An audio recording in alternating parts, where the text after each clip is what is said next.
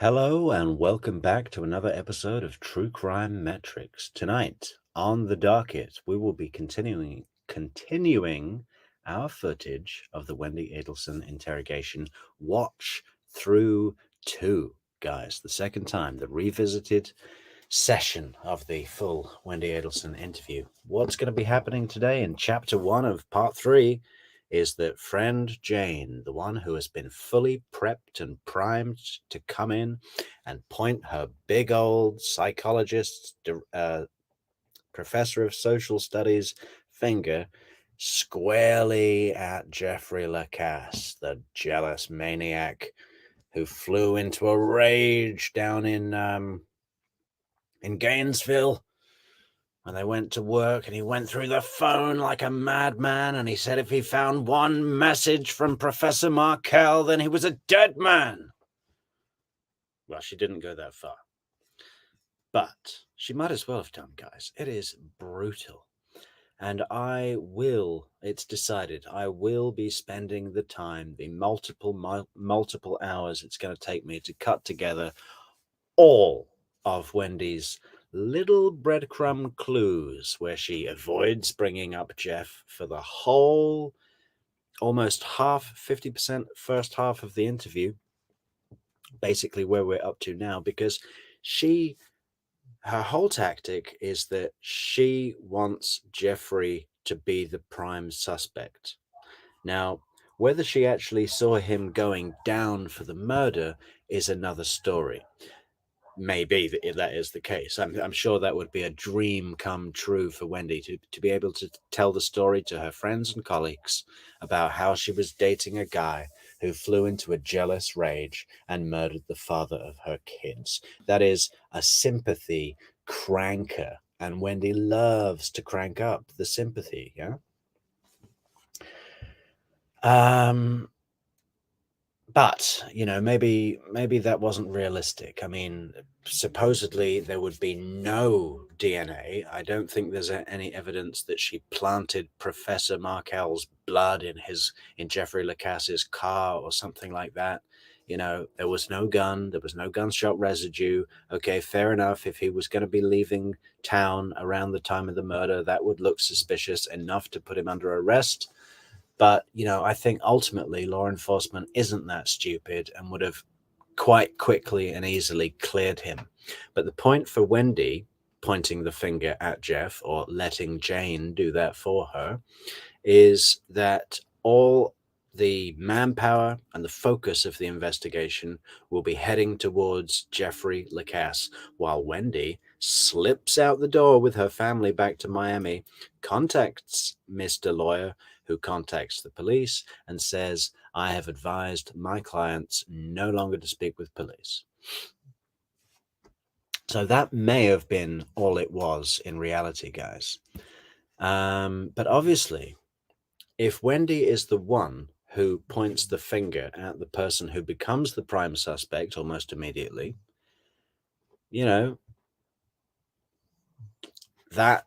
brings her into suspicion. It doesn't take a genius to see that it's a benefit to her to have someone else point at LaCasse, right? So that it doesn't come from her. That's why Wendy met up with Jane in the last few days. I think she's unclear on the dates, as she always is, but they met up Monday, Tuesday, Wednesday, Thursday, one of the days of the week, right?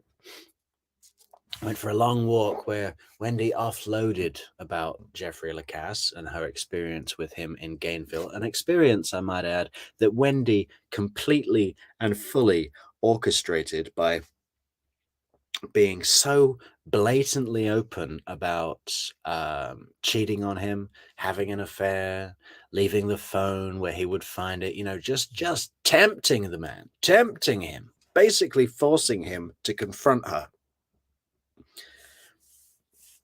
And Jeffrey does say to police that he lost his shit on her, as much as he would as the kind of mild-mannered professor gentleman that he seems to be, and I believe him to be. He probably raised his voice. He might have slammed a door.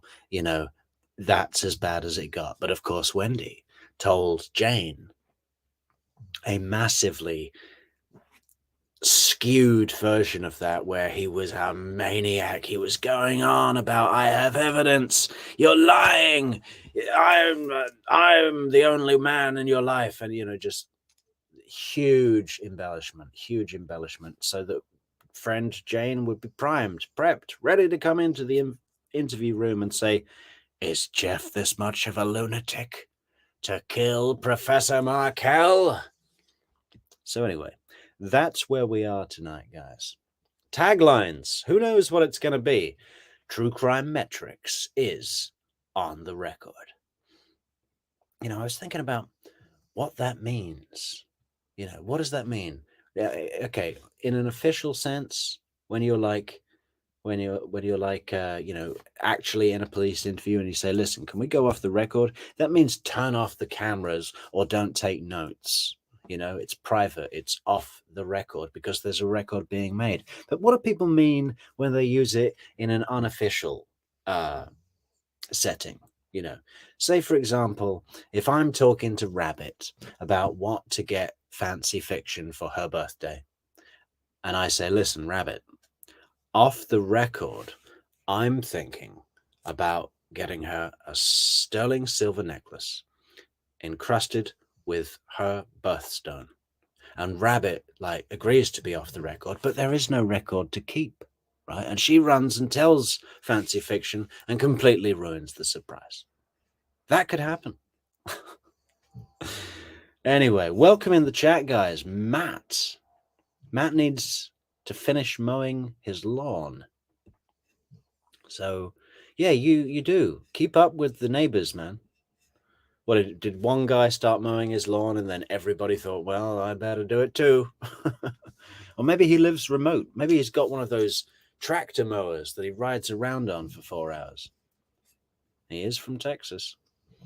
Udi, hello. Oh, there's your lawn comment. Welcome, folks. Okay, good. Udi, Matilda Yeager. Good to see you, Matilda. Doe, back again, huh? And Albert. I get confused with Albert because sometimes it says Albert and sometimes it's a woman's name. I can't remember the name. Begins with an M. Anyway, yeah, let's jump straight in, guys. Present, share screen, roll tape, please.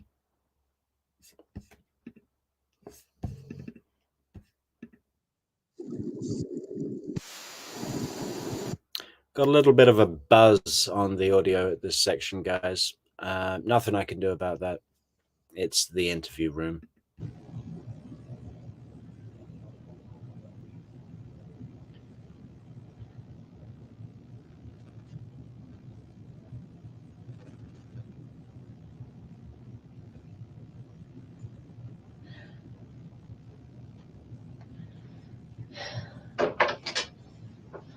Sorry, my real quick stayed a little bit longer than Investigator is going to get Jane and bring her here for you to see. Alan is going to get Jane? I'm sorry. Ian, what part of Australia are you in?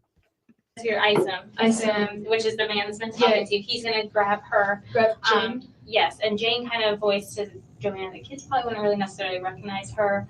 So, and in the meantime, Alan and Lynn got in touch with Joanna. So I think now what's happening is Joanna already called the preschool. Sorry, I know this is a lot of information taken, but I think Lynn's going to come here, get car seats, go to the preschool. She can't take the car because they're examining the car. I think, or I don't, but essentially, yes. If they can take the car seats out, the car's so dirty. It's covered in Cheerios. And I actually meant to make an appointment this week to get it cleaned, and I didn't get around to it. So, yeah, I was gonna have it cleaned, but I thought if I had it cleaned just before it was gonna be inspected, which I knew it was, that might look, like I'd prepared something. Do we need to repeat? Do we need to mention this Cheerios thing like every other channel? I think we should, I would just, when we have Wendy in the chamber of pain for torturing, I think we should do something with Cheerios, maybe force feeding, get like 30 boxes of Cheerios and just start stuffing them down her gullet. Tell us the truth. So they're gonna take the car seats out of the car, put them in Alan and Lynn's car. And then they'll bring them. Alan and Lynn, like, the kids will be quite comfortable around them. Right, okay. And Jane's right, she hasn't seen the kids in a while. So Jane's coming in here now? Yes. Does she know what's going on? Do I Alan and Lynn know what's going on? think they know that he's been. I think this this direction that Wendy is doing, we've got several players involved in this setup, right? Of who's coming into the interrogation room, who's picking up the kids, and there's another element to it as well, somewhere that I can't remember right now. But basically, it all gets very convoluted and confusing. There's some mention at some point about the two women that Wendy was having lunch with, the child psychologists. And Wendy says, oh no, I thought I wasn't allowed to contact them. Which, no one has said anything like that. Okay. That's an excuse for her saying, what she's really saying is, no. They only fit into my plan for the lunch. My plan to have the kids picked up is Lynn Grossman, Lynn and Alan, and they'll stay with Lynn and Alan, Aunt Linny, right? They call her Aunt Linny, blah, blah, blah, blah, blah. And Jane is going to be coming here. But there was some moment where the detectives were kind of pushing for Jane to go to the school. Wendy brought it back and said, listen, Lynn has picked them up before. Basically, what I'm trying to say is that there was a whole mess of names, of responsibilities, of who's going where, and somehow Wendy managed to bring it all completely back on track to exactly what it was supposed to be in accordance with her plan, which, in and of itself, to pull off while maintaining what she believes to be a facade of innocence and blah, blah, blah, is quite a feat, and only is indicative of how dangerous this woman is. But there's thousands of them in the world, women and men, guys. Seriously injured? I don't. Hi. Hi, Annie. Oh, dear. Oh, okay.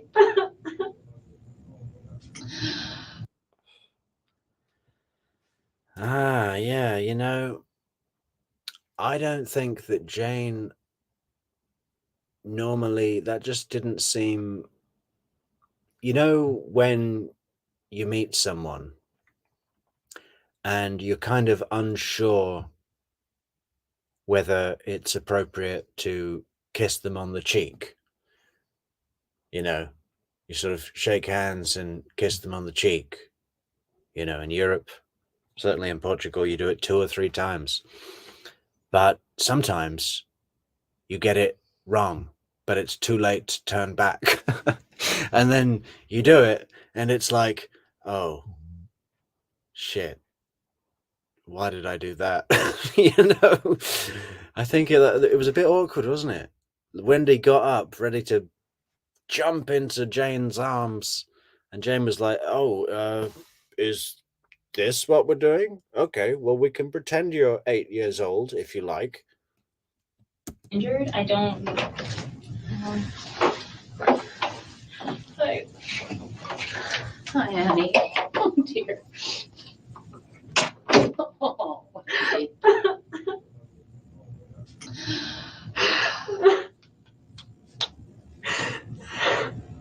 I really needed some help. I'm sorry, I needed to call you. Okay, sweetie. Did they tell you? They didn't tell me. I know There's things on the news? it is on the news, but I don't know anything. I know there was a shooting in Danny's block this morning. That's all I know. That's all I know. Is it all you know, Wendy? Is it all you know? You don't know if the gunman was Cuban, do you? You know, from all the way up from in Miami, huh? You don't know that, do you, Wendy? Oh dear, honey. Do you know how he is? He's not good, Jane. Really?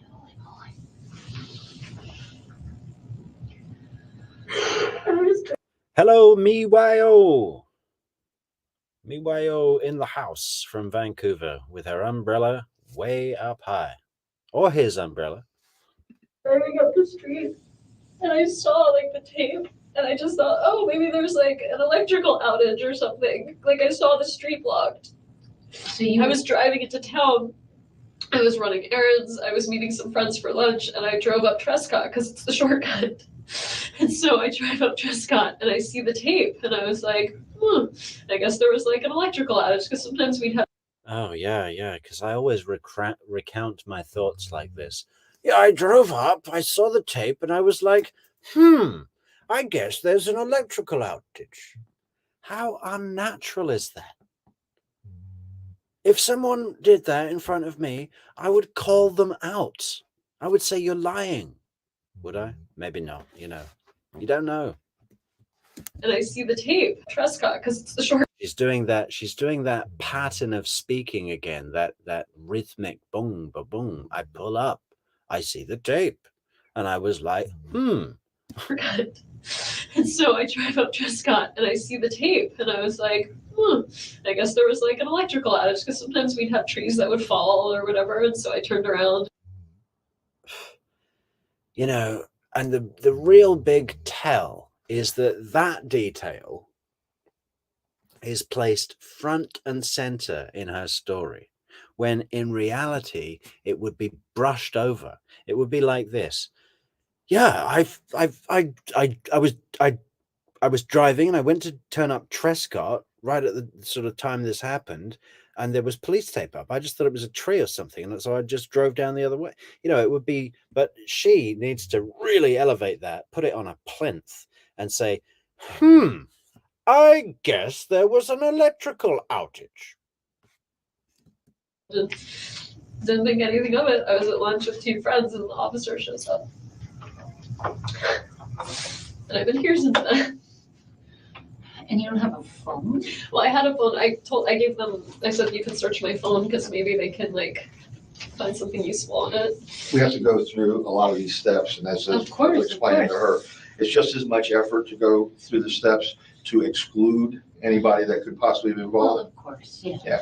So we have her phone. As soon as it's taking a little bit longer than normal, and as soon as we get done with the phone, she'll. Hey, veggie girl, haven't seen you in the comments before. Fresh meat. I mean, that's a bad choice of words, wasn't it? Fresh falafel. She'll get it back. Yeah. So the main thing I was concerned about is the kids need to be picked up on Friday. Right. And so when I came and they said they'd spoken to the Grossmans, Yeah. I was like, I'll get the kids. I'm a Right. social worker. I've picked up kids that don't know me before, but Right. I think especially given I this. gave them your name and Lynn's name and said, I think like Alan and Lynn have done it. Like when Danny had his back surgery, Alan and Lynn did it before. So because I was out of town, And so they like have, they've done it before. They've got 4 kids, so they can. I have, you're gonna be here for a while, you want me to I think sit? so.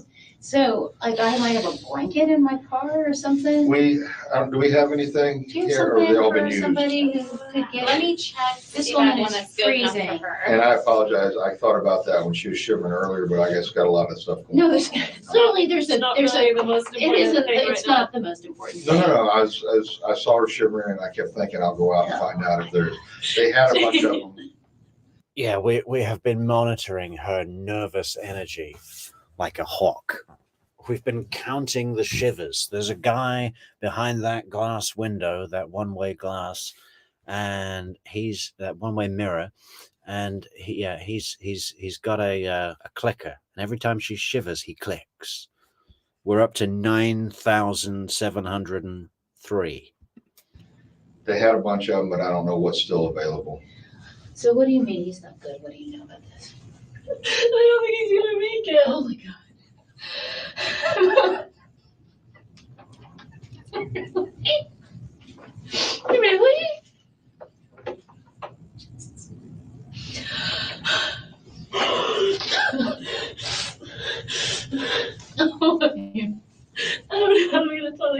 Let's put that That on. would be great, thank you. Thanks. You really don't think that? You know that? What's that? I'm sorry. You know that they don't think he's gonna make it through this? Oh, You're not gonna make it. really? He's a TMH right now? Mhm. And I was asking because I thought maybe he would, and I wanted Right. I wanted the kids to be Yes. with him if he was okay. Okay. Yeah, we were gonna grab the kids and drive over to TMH, and maybe we could play Clue with Abba one last time. They're not quite old enough for Monopoly, so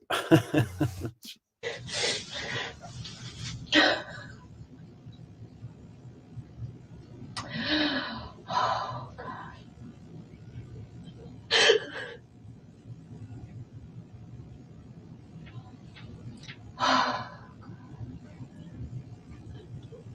I really think the victim advocate,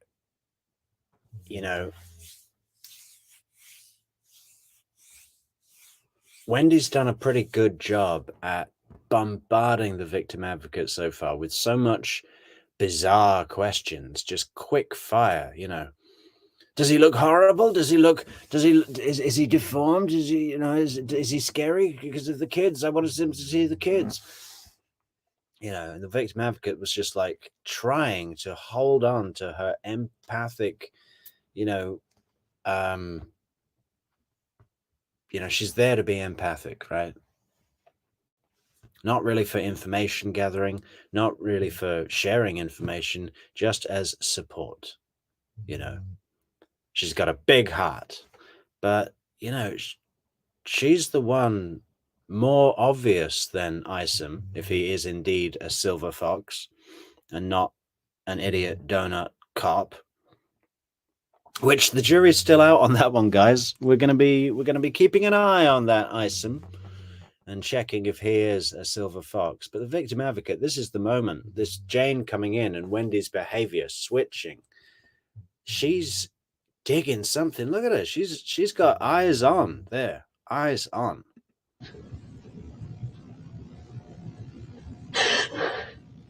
And he has family and stuff in Gainesville or something? No. Doesn't have any family here. No, it's- Right, I know, but I mean, There's no family here. They don't. girlfriend, anybody come down, nothing? Amy, I don't know if Amy knows yet. I don't have Amy's phone number. Amy's on Oh. Facebook. I'll contact her later. She's on Facebook. I mean, she can be found. Yeah.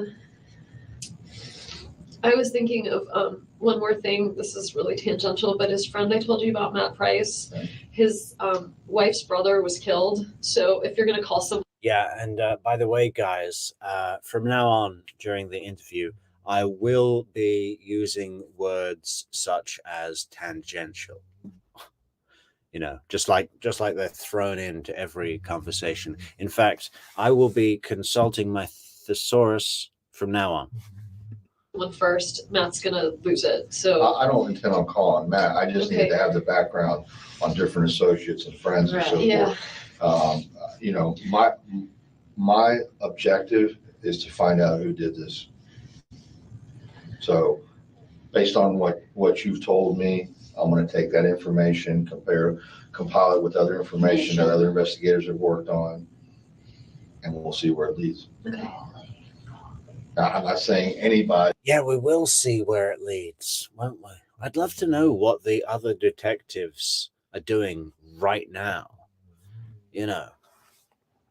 We had the luxury, guys, in the Chandler Halderson case of seeing Chandler's interview and then the simultaneous interview with girlfriend Kat, and the contrast between the two. So is someone else in another room right now? Wendy's interview obviously gets so much attention. I don't even know if there's been any chat about who else they're talking to right now.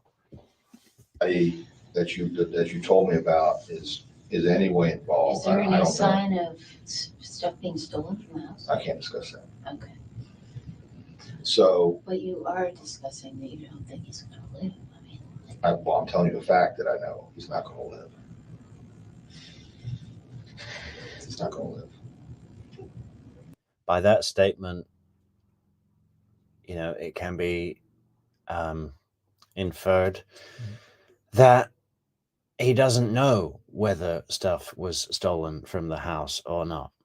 The distinction between those two was he's telling you he can't discuss whether there's been stuff stolen, but he can say a fact that he knows, which is he's not going to live. So if you're gonna, there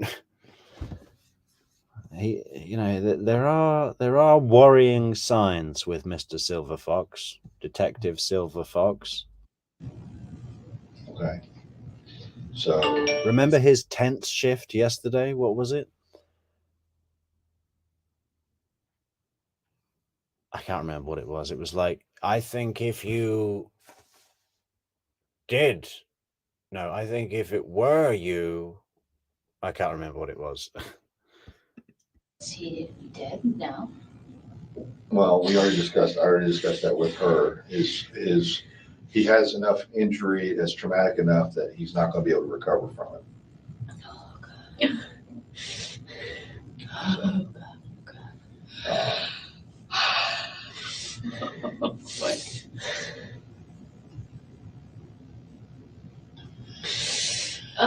Did Lynn already go get the boys? Yes. What's happening right now is Lynn's on her way here.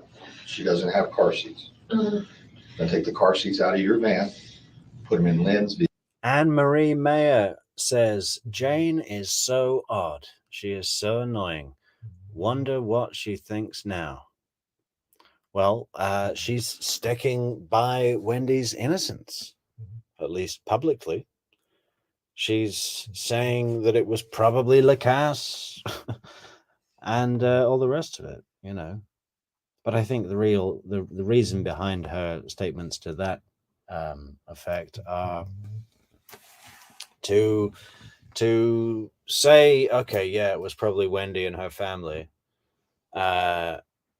would be to say that she was a moron that was used and duped, and that can be a hard pill to swallow. Some people are so resistant to swallowing that pill that they'll make themselves look even more foolish just to maintain that they weren't foolish before. Vehicle, and she's going to go directly to Creative Preschool. She has a key to my house, so she can pick up the kids. If I get a chance to, when she arrives, I will talk to her briefly and basically tell her, let's wait on discussing anything with the children. Of course. Yeah. I'm sure she would do that anyway. Yeah, I wonder if it would be better if she didn't know. Like if you, That's fine. just so that because she's gonna be that, like, what if she can't then drive and go get the boys? Like, okay, but let me just say to you, I didn't know anything when I came here. So my husband Googles and says there was a shooting on Trescott Drive this morning at 11. I got a call from my real estate agent who heard something. So I know that I didn't know why I was coming here, but anybody with more sense would have known that. John told you that Yes. when you told him you were coming here? Or? No, they found John. Interestingly, they found John's cell phone number. They found me eating lunch. I don't know how that happened. I'm fascinated still. We have ways of finding. Yeah, it's interesting. So they called my husband's cell phone, and he was like, here she is. Talk to her. And they said, you needed me at the police department, so I came. Right. It was not a. What did you think I needed you for? I wasn't thinking it was good news, but I didn't, my thought was that Danny had probably assaulted you. That was my thought. I think that was Lisa's thought when she's like, I heard there was a shot on Trescott, So- and so I hope you're okay. So The that, realtor. Yeah. so that was my, Yeah, everyone's thinking that Dan assaulted her, because he had such a violent reputation, right? And he was such an abusive husband, right? Yeah. Yeah, that was everyone's first thought, wasn't it? Everyone in your circle, Wendy. Everyone that you continuously nag and moan and bitch to and invent stories about Professor Markel. Everyone that you've reshaped the man's entire image to. their first thought was that Dan assaulted you. Well, how interesting. But this scenario, which is now not seeming real to me, Yeah, didn't well, me seem neither. like was not what I, Me neither, what I but thought keep- of. I just keep picturing the kids. right. No, so there's no point in doing that, don't do that. So, When Lynn gets here, I'm gonna just ask her to take the kids to her house. Would that be Instead of my reasonable? house? I think Would that that's be much more better. reasonable? Is that better? She has a TV.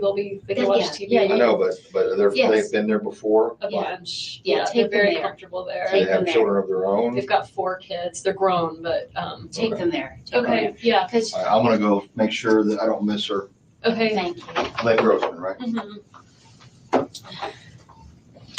This is Sarah, by the way. Hi, sir, are you a victim advocate? I am. I said you used to be a victim advocate. Was I That's right? not true. Yeah, I've done lots of stuff like that. I but- recognize your name, and then she explained. What's your last name? Latour. I've only been here about 2.5 years. So. I am losing my shit. Well, that would be appropriate. I think you should do that. I think if you don't do that, that's Jane, not right. Who would have done this? I have And just one are they idea. going to come after my kids? There you go, Matilda. Let's play it again just for you, babe. I'm losing my shit. Well, that would be appropriate. I think you should do that. I think if you don't do that, that's Jane, not right. Who would have done this? I have just And one are they idea. going to come after my kids? Or me? Who's next? Is Jeff this much of a lunatic? I don't even think of Jeff.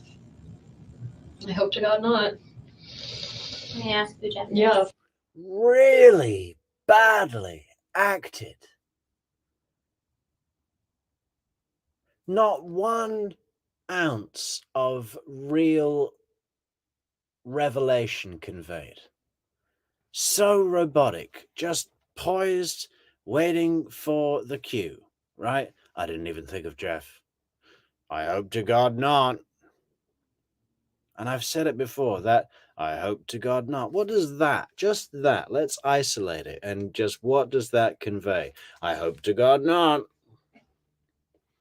It means, yes, he did, and he will be in trouble. It's like what one parent would say to the other parent when the child is out past curfew. Oh, I can't think of any name. Simon is out past curfew again. I hope to God not. It's like, yes, he will be, and he will be punished.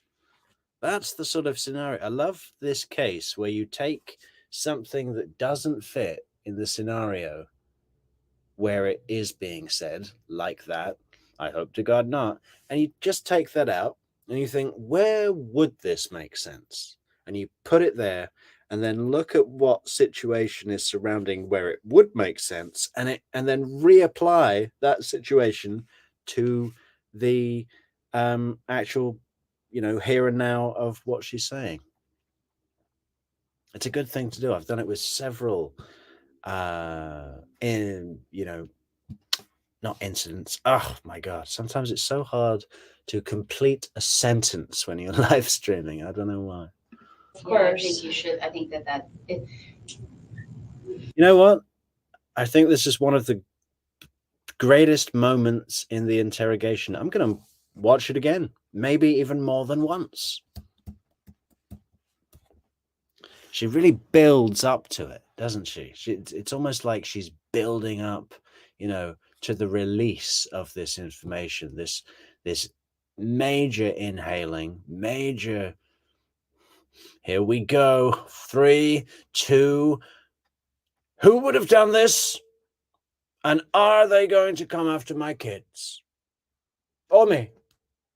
Who's next? Been here about 2.5 years. So.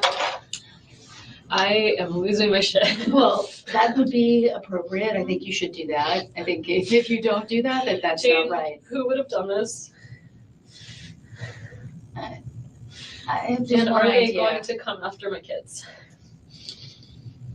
That's Jane, not right. Who would have done this? I have just And one are they idea. going to come after my kids? Does she say, I have an idea? Or I have no idea? Jane, I'm talking about. That's Jane, not right. who would have done this? I have just And one are they idea. going to come after my kids? Difficult to say. I think it's, I have an idea. I have an idea. You know, after you planted the idea in my head the other day on our walk, Wendy, you dug a little hole in my head, and then you took the seed of the idea and you put it in, and then you covered it with some moist, warm tissue paper, and then put the soil back on top in my head, on top of the seed of the idea. Let that germinate for a day or two, you know, at room temperature, and then you filled up the hole with more soil, and now it's grown into my idea. Or me? Who's next? Is Jeff this much of a lunatic? I didn't even think of Jeff. I hope to God not. Yeah. Not one, like, you would move your body, you would move your body back, I think, and you would think, you would go, could it have been Jeff? When did I last see Jeff? You would go through things. If that was like a shock revelation, oh, I didn't even think of Jeff. But as soon as the victim advocate opens her mouth, body over here, nod, nod, nod. Yes, yes, of course. You can ask who Jeff is. He's a jealous thug. Ask who Jeff is. Yeah, of Yeah, I course. think you should. I think Wendy's been seeing a guy called Jeff. Who's a friend of Jane's. And He's a friend of Jane's, which is why she thought of him first. Who's jealous. yeah. Are you still currently seeing him, or just something you kind of let taper off? It's been a bad week. Okay. Yeah, Jane and I actually went for a walk together Monday, Tuesday, Wednesday, early this week. Earlier this week, but you've taken a 1 week break from I took Jeff. a 1 week break from communication with Jeff to figure out what to do. Okay. Because we've been dating for like A year. 9 months, so like 10 months a year. And when you use the word dating to you, that's my boyfriend, or is it more of just dating, like the casual? Okay. Yeah. No, like he was my boyfriend and involved with the kids, and I mean, yeah. And we had kind of a fight recently, and he's been trying to get back together, and I didn't know if I wanted to, and so he actually, the morning that I gave that talk, my boys were there and Jeff was watching them, so I could give the talk. Like he's, Jane, do you think I have to tell them about him? I think you guess. have to tell them about it. Hey, many thanks to Irene Butler, who just bought us 5 cups of coffee on buymeacoffee.com, guys. And also, many thanks to Anne-Marie, who threw in an extra cup for good measure. That's very generous of you guys. And we thank you very much. Very much. You're both very good stars in our eyes. Really appreciate it. And yeah, it's all, we're collecting these funds, and we're going to be getting some good studio stuff for the show, you know. So that's great. Thank you for the contributions. If anyone else out there, guys, would like to support the channel and give a donation to us, you can buy us a coffee on buymeacoffee.com, link in the description, or you can send a super chat, a super thanks, and a super sticker here on YouTube. What is the difference between the three? I have no idea. I think you get like a different option to send an image or something. I'm not sure, but you know, if you want to find out, you can. Yeah, we really appreciate that, guys. Also, guys, don't forget to like the video, share, leave a comment, subscribe to the channel. We're almost at 800 subscribers now, guys, which is fantastic. You know, I don't think it's going to be long, you know, touch wood. until we're at 1,000, which is amazing. Let's see if we can get to 800 subscribers by the end of tonight's show. So if you're not subscribed to the channel, we would really ask that you go and do that now. Turn on the notifications, allow notifications from YouTube. Oh, by the way, some people have said in the comments, hey, I clicked the bell, but I don't get notifications. Well, apparently, I think this depends on what kind of device you're using. You have to also allow YouTube to send you notifications. That's all I know about that, guys. I don't know where the button is, but you need to click the bell and allow YouTube to send notifications to your device. Okay. Many thanks, Irene and Anne-Marie. Really, again, thanks, guys.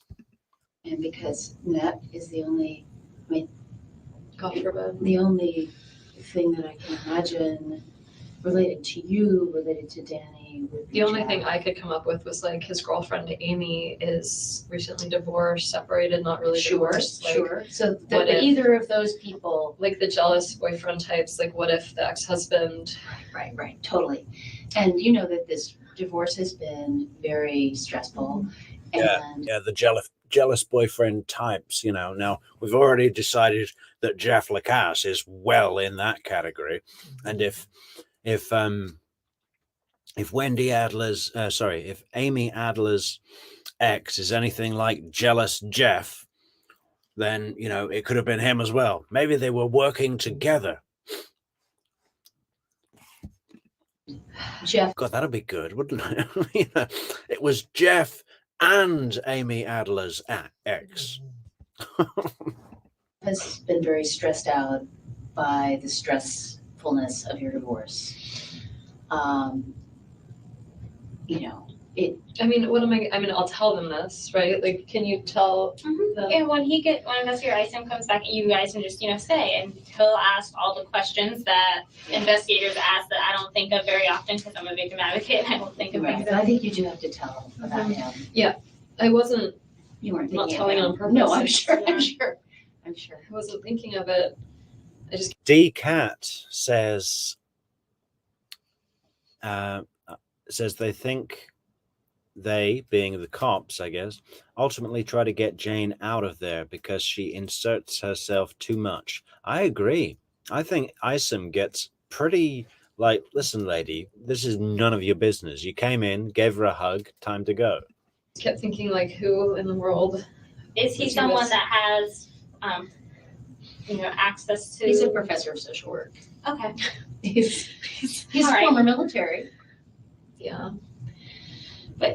Ooh, former military. And with all that training, and he's probably got PTSD as well. He thinks he's in Nam, you know.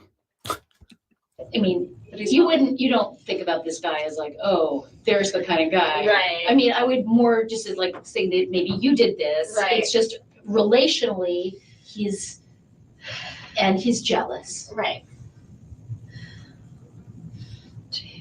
Something is bad. This or that. I'm just Something is bad. I'm Yeah. just assuming that this isn't true for the moment, but I guess that's not so. And you have to look at it this way. Telling them this, if anything, will help them disqualify Jenny. Right. That's Yeah. important to do. Yeah, of course.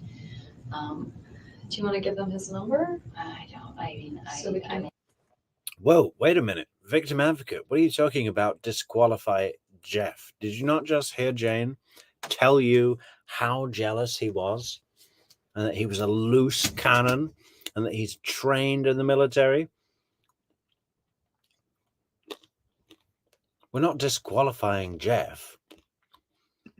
and I can give them. They have I my give them- phone, so- they certainly have a ton of stuff from him. So I Googled Trescott shooting. Thank you for being here. So you Googled Trescott shooting and what do you see? Just that, police investigate shooting on Trescott Drive. And it's on the news.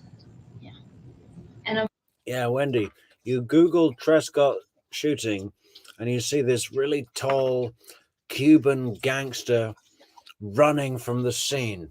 covered in blood into a Prius. Yeah. It's all on film. That when she was like realized that Dan wasn't alive and she wasn't dead yet, and she was like, well, what is his condition? It was all like, and then she asked, how did the ambulance get there? Did a neighbor call or did he call? You know, because if Dan called, he could have said like something, I've been shot. It was 2 Cuban gangsters. I think they were from Miami. They were in a rental Prius with a sun pass, and one mirror was a different color than the other one. Unfortunately, the media here tends. Look at all the bus cameras in town for a silver Prius, sort of silver green, silver pine mica Prius. To get places, and they can't really stop them from being outside. How often is there a shooting in like northeast Tallahassee, right? On Trescott Drive, On not so Trescott? often. This is what I can't figure out. How did he get to the hospital? Like, did he call 911? A neighbor, according to, Did he call 911? Did he give a description? Do we know if there's any evidence about who it was that pulled the trigger and where they were from? WCTV, here. And this should be said, the police department won't release his name until they notify The family. and them being in Canada puts a little bit more of a wrench into our notification because it's a little bit more difficult to do internationally, but we're Yeah, it does seem difficult to do internationally. I mean, it seems like it would be quicker to drive to Toronto, tell his parents in person, and then drive them down. the process. And there's really, his injuries are really terrible. The police got notified because a neighbor. Is it a picture of the house? Oh my Yeah. God! You can see the car. You can't Right. tell it's our house. Well, yeah, right. You You can't tell it's not your house. It certainly appears to Could be be a a house house. like your house. It, And they say the 2100 block of Trescott Drive. It must be still blocked off. I bet it's going to be blocked Who off for a knows? while. it's certainly a crime scene, obviously a crime scene. But it's like a thorough. I mean, a I lot know, of people use that as like a drive-through. Now, this other, people obviously know about this. Danny did show up places today. I don't know that he had anywhere to show up today. Did he? Yeah. Like, did you know? Because like it's summertime, he works from home, right?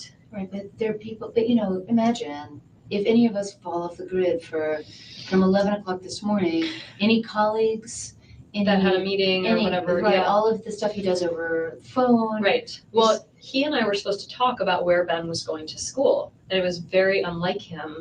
Neverly Darling says, if she ever received an email from someone after 9 months with that message, Jesus, anybody else finds it obnoxious?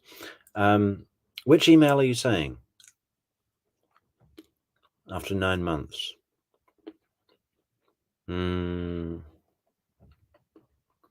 Remind me on that, Neverly. That I was the one who had to call him. So like he called early this morning. I had a repair guy at the house, and he called early this morning, and I left a message, and then I called him back. I have the phone record. He called at like 9. Hi, Bob. How are the accounts? He told me he went to Premiere. So he says, I don't know, like I think he went straight from dropping off the boys to go to Premiere. And then he said, I'm going to do an exercise class that gets out at 10:15 or 10:30, and then we can talk after that. You remember how I had a voice thing? Like I hadn't talked. Carrie B says she's grocery shopping but listening. She'll pick up some ice cream for the chat. Awesome. Mine is salted caramel, please. Talk to him. He was like, I know your voice is bad. Like, does today work? And he said we could go for a walk at the law school, or we could talk. Like, and I have this message on my phone from him, which is why I said to the officer, there's no way he did this to himself. Like, zero chance that he shot himself. You know, Danny. I think there's zero chance. Zero that chance. Danny would. Bob from accounting says, Jane is like that Michelangelo of Mary kneeling at the feet of Jesus. Yeah, I see what you mean exactly. I've always seen it as Jane being like a lady in waiting to Anne Boleyn or something, you know, some Tudor queen from Tudor England, like just being completely there to serve, kneeling, bowing. Kill himself. Yes, 0 chance. Like someone did this to him. So he had plans that we would he said this at 9, we'll take a walk, we'll figure this out, we'll talk about school. And then I called him at 11:45 or so and left a message. And that was, I thought weird, but I thought whatever, And you probably thought, oh, good, I don't have to talk to him. I was really anxious Oh about my speaking. God. Yeah. So I called him at 11:45 and there was no answer. So that was weird. But then when I was driving down Trescott and I saw the crime scene tape and I said, I guess there was an electrical outage. It all made sense because obviously the tree falling down had, cut the service of telecommunication in his area. So, puzzle pieces. With him and having this be a contentious issue about where Which of our course kid is it gonna go to is. school. Oh my God. And I didn't hear from him and I didn't think too much of it. I just thought well, they'll just call me later. And then at around noon, I had lunch plans at 1 and I was supposed to go to a friend's engagement party tonight and it's called a Stack the Bar. Maria Gabrielle says, Hola all. Just off work, headed to the pub. Pub? Are you a Brit or an Aussie? Engagement. So I went to go find bourbon. So I went to drive to ABC Liquors and I went to go through Trescott and it was blocked off. So I went around and then I looked for bourbon and then I got gas. That's why I was trying to show the officer, I have receipts from all these things, but I don't know if it matters if they're at noon. I mean, obviously, I would be one of the people that they would think did it. I mean, you have certainly the most contentious relationship with Danny. Jane, shut up. Shut up. We're not highlighting that. It's just because I'm the ex-wife. It's usually the ex-wife. Don't bring in the majorly legal battle, contentious divorce. Why don't you tell them about the tennis racket, Jane? Jesus. Anyone has. Yeah.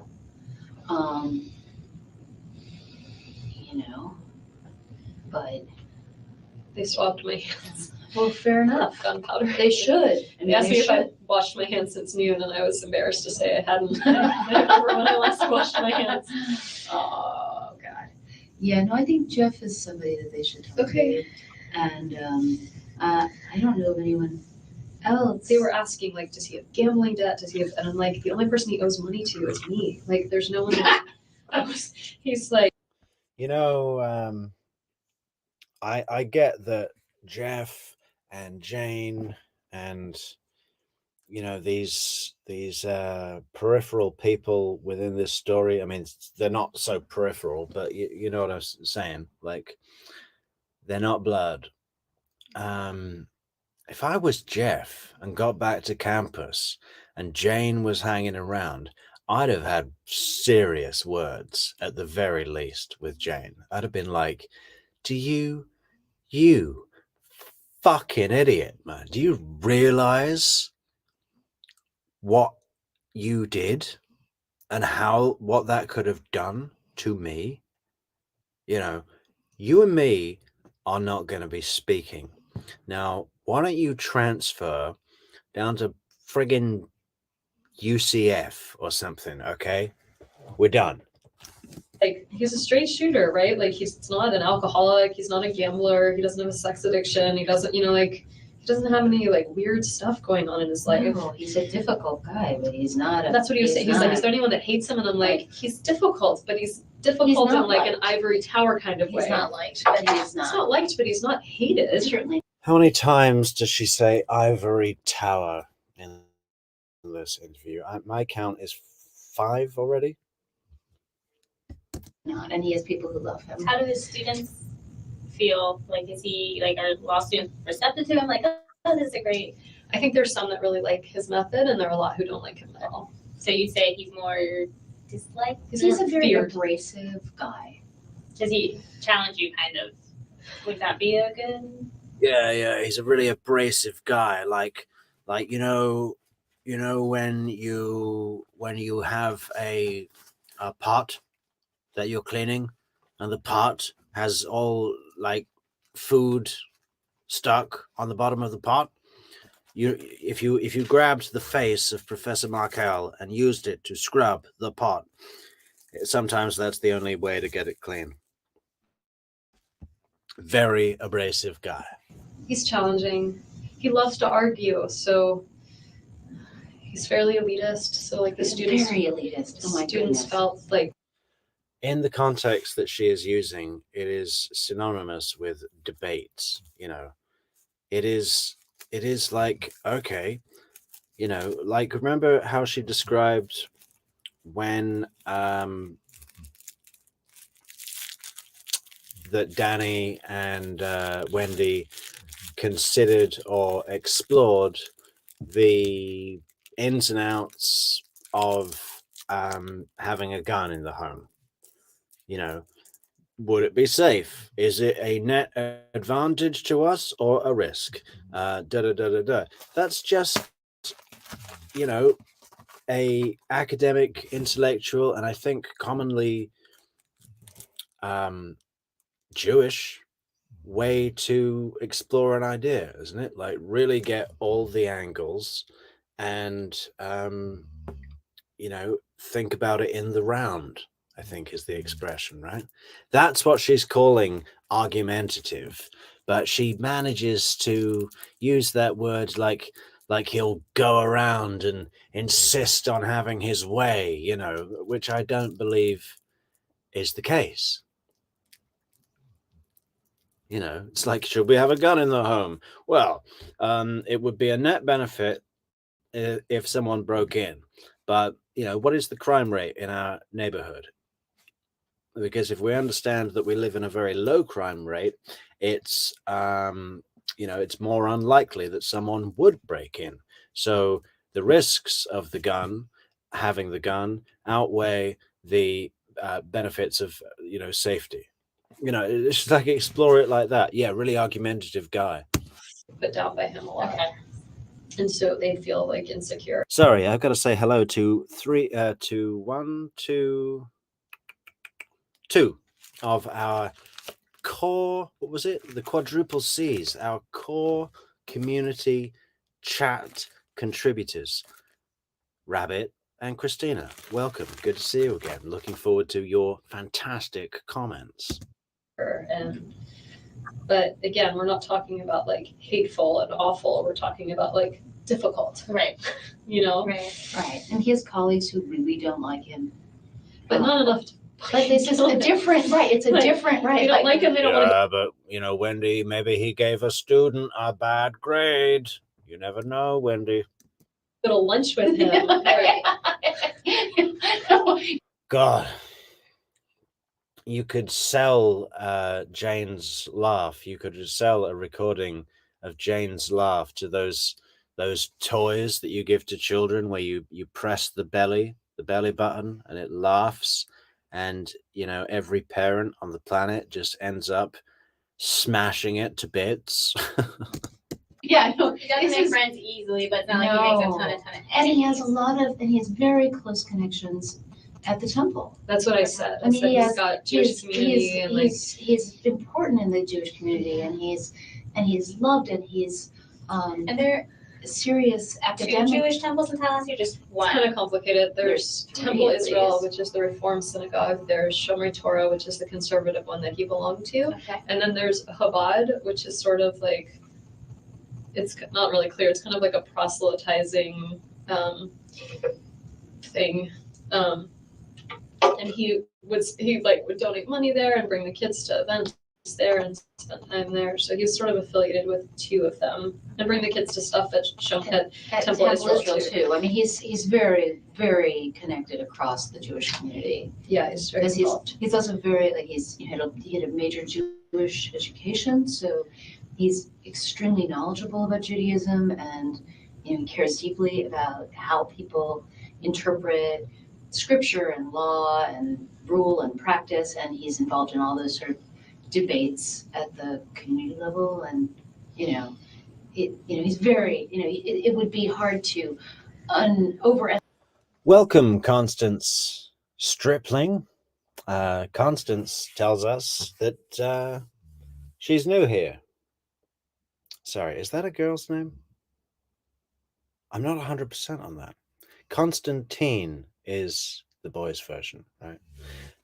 It doesn't matter. Constance tells us that they are new here and likes our voice.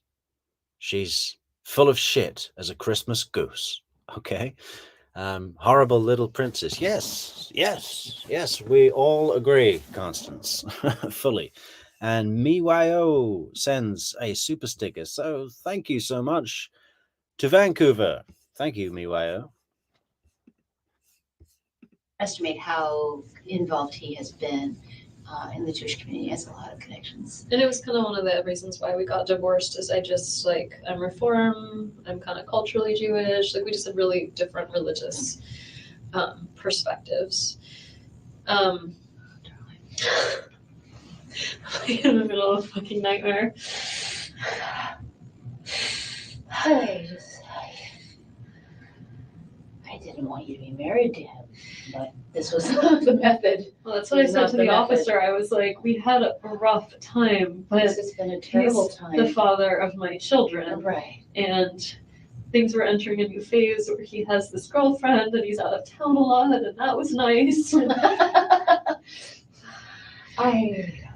That's why I know there's just, given his personality and everything, there's no way that he did this. No, he didn't. He had plans to be out of town. He was leaving on Saturday. And he was delighted with Amy, and he's been delighted with this. Yeah. And delighted with the boys, and Why wouldn't he be delighted with Amy? She's quite the catch, almost better than Wendy. Amazing, isn't it? If that were possible. Delighted with. No, he didn't do this. So somebody did. He was angry and upset about the divorce. Really, really angry at Wendy. Really, really angry. But really pleased with how things were going to go It's forward. been 2 years and things for him were a lot better.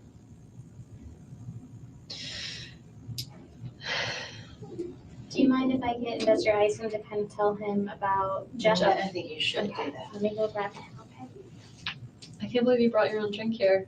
Well, I wasn't sure how long I would be here. I was thirsty. I had just arrived home to say. Yeah, Christina, I don't know when that comment was from, 11 minutes ago, but here's some more hysterical laughing that's completely inappropriate, right? I can't believe you brought your own drink here.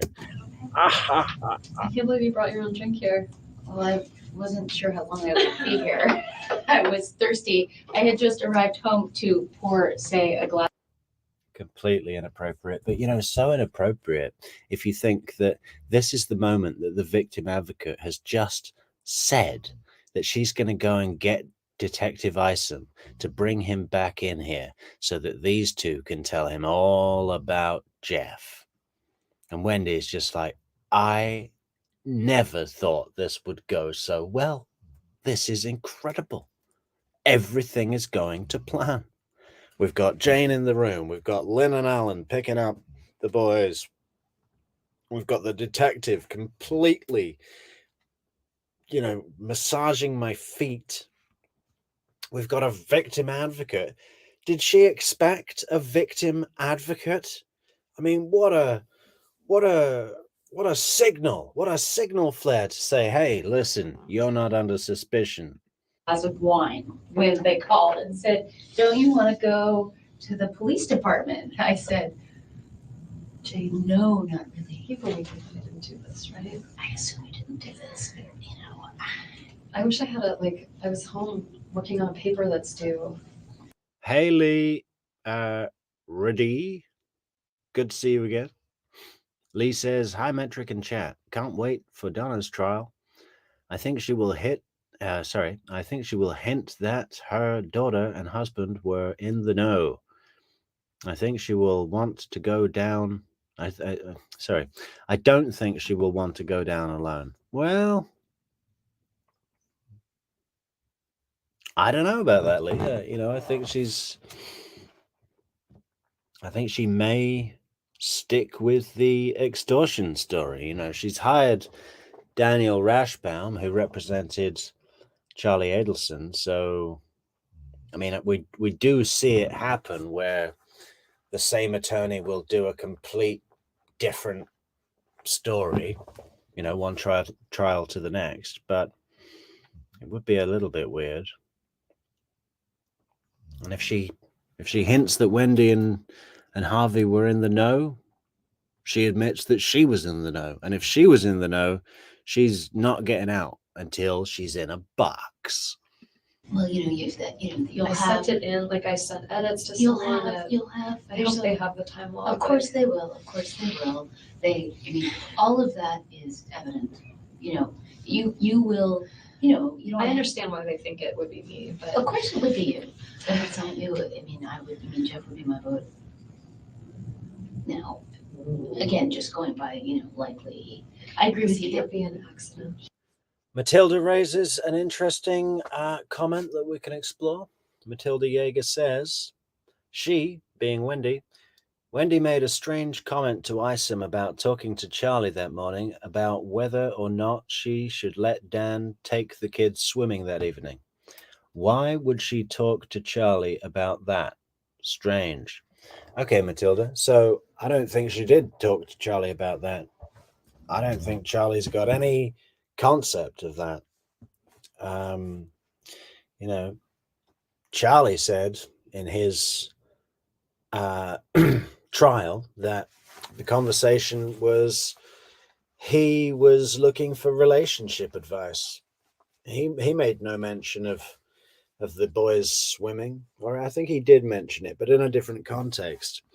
I think Wendy has invented that detail to tell Isom because it gives her a little bit more bolstering to signal that Charlie was involved and not her. Because if Charlie knew that he was going to be dead before, that afternoon before he picked up the boys to take them swimming, he could have said, well, yeah, just let him believe that he's taking the kids swimming. There's no point getting in an argument about it. He's going to be dead in 2 hours. Just a little bit more,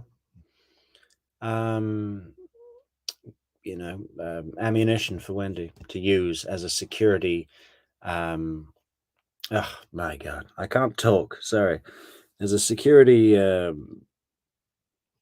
insurance policy, should she ever need it. He didn't do this. Jeff, Jeff didn't do it, but I don't think Danny said somebody shot Danny to death. Holy shit. I didn't even know that he was still living. Sarah told me that, and then I started freaking out and was like, I want to get the boys over there. Is he scary looking? Because I want, if he's not going to make it, but he's okay.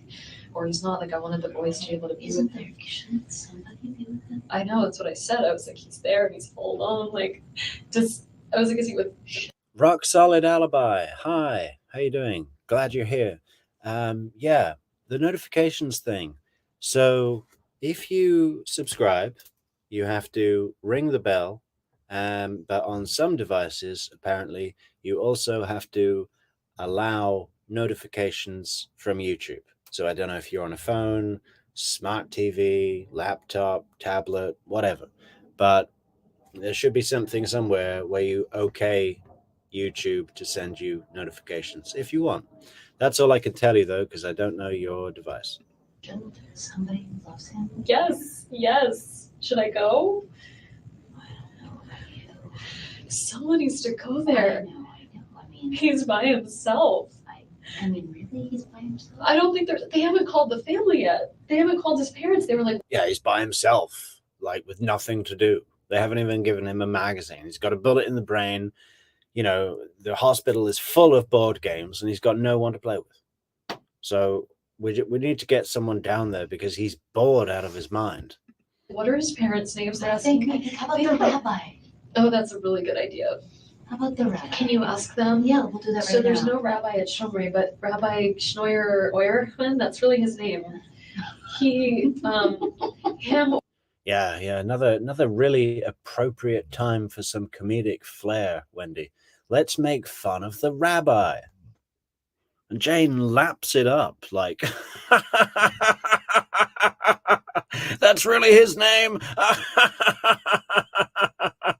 That's such a stupid name. Sick. Or Jack Rumberg. They need to go. Yeah, that's a really good idea. Yes, especially if he's not gonna make it, so that they He needs to can. be blessed. if My they can- God, he needs a blessing. Okay, yeah, thank you so much for being here. I was sitting in this room by myself, losing my mind. I was at. I love this rock solid alibi. You say, Metrix, did you catch Donna and Charlie calling the bump extortion a fridge in the FBI recordings? You know, I love this. No, did I catch that? Maybe. I don't remember offhand, but yeah. What is it with this family and their household appliances? It's like, yes. Is the kitchen sink still clogged? You know. And how about the downstairs bidet? Is the water running in the bidet? At lunch with Janine and Ritu. I don't know if you know them, friends of mine, and these officers walk in, and I ate a lunch, like I had a whole delicious lunch, and they're like, are you Wendy? We need to speak with you. And A whole delicious lunch. I'm talking like a 3-year-old. I was like, oh my God, are the boys okay? Like, and they were like, the boys are fine. And then I thought, oh my God, like, What's what's not going on? fine? Like, who's finding me here? And they wouldn't tell me. And so he said, I need you to get in the car. And so he drove me, and I started I just was like, what's going on? And they're like, your husband. And I said, ex-husband. And they're like, ex-husband? So they didn't have the, like. Yeah, well, I mean, how do they know? They're just starting this. So they thought we were still married. And so I was telling him everything, and then I was thinking, oh my God, now they probably think I'm a suspect. I should. But of course you're a suspect, and you're a smart suspect. You should be the suspect. But, I mean, you're not gonna get framed. Hey, Jane, shut up, okay? Stop saying the divorce was contentious and don't call me a suspect again, okay? For a crime, Right. and You're in here to name LaCasse. Now, you can either continue to reinforce that point or get out. it is in your absolute interest to, in every way, Tell them everything, because to the extent that if they don't know whoever did, if this goes unsolved. Yeah, Rabbit. Rabbit says, Dan does... Excuse me. Dan doesn't have anything weird going on, well, except for Wendy stalking, lurking, conspiring against his life. Nope, nothing weird here. Yeah, like when Wendy got back from Miami with the boys and she was going to take them to Whole Foods for lunch, but she saw Dan working on his laptop in the window. So where did they go? Burger Fry, across the street. And I bet you $100 right now that Wendy sat at the window in a seat where she could watch Dan work on his laptop. Not for any other reason than just it's a power thing. Watching someone who doesn't know you're watching them is a power thing. That's the worst thing for your so boys. many things, Jane. Like, do you think whoever did this is going to come after the kids? I'm very worried about that. And No, you're not. You're trying to say the appropriate thing that you believe Wendy wants to hear. Why would you be worried about that? No one, including the detectives, are worried about that. Lynn Grossman's not worried about that. No one is worried that this person who shot Markel is going to come after his 3 and 4-year-old boy, or 3.5 and 5, whatever, the young children. No one is worried about that. I don't want to be left alone in that house. I want protection. I'm scared. I don't know who this is. I don't. Okay, well, I mean, you should maybe go and stay, I think you should go stay, can you go to Lynn and David's? Ellen, yeah, yeah. You they should. have lots of bedrooms. I could just. You stay should, there I mean, for the a little boys are there, bit. Yeah. and I need to pick up a They few need- things. Like I would need my contact lens case. just go there. I mean, I'm really glad. Hey, everybody in the chat, all 56 of you. Now, some of you are subscribed and some of you ain't, right? Now, listen, we only need another 26 subscribers to get to 800 subscribers. How cool would it be to get that done today, if it's possible? I mean, if 26 of you just subscribe to the channel right now, we're putting out content every day. We're doing our bit for you. Now, help us build the numbers. Subscribe to the channel and leave a like while you're there. I mean, if you like the content, leave a like. It really helps. As you're here, I am losing my shit. I wish they'd come back. They keep doing this where like they leave for long periods of time, and it's 5:30 already. Mhm. I've been here for a while. I didn't know if I don't know. Are you looking to see if there's more info? No, I online? have not this from Danny, from Kara. So I called her. I talked to Kara yesterday. I was taking a walk around 5. I met a new friend last night, a friend of a friend, this girl Malia.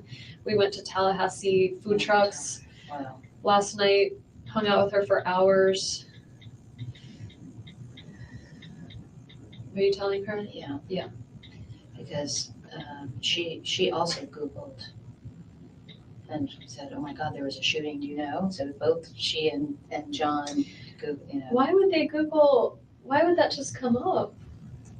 I mean, I said to both of them, I'm going to the department, they're the people I said, I'm going to, John was there when John got the call from the police officer.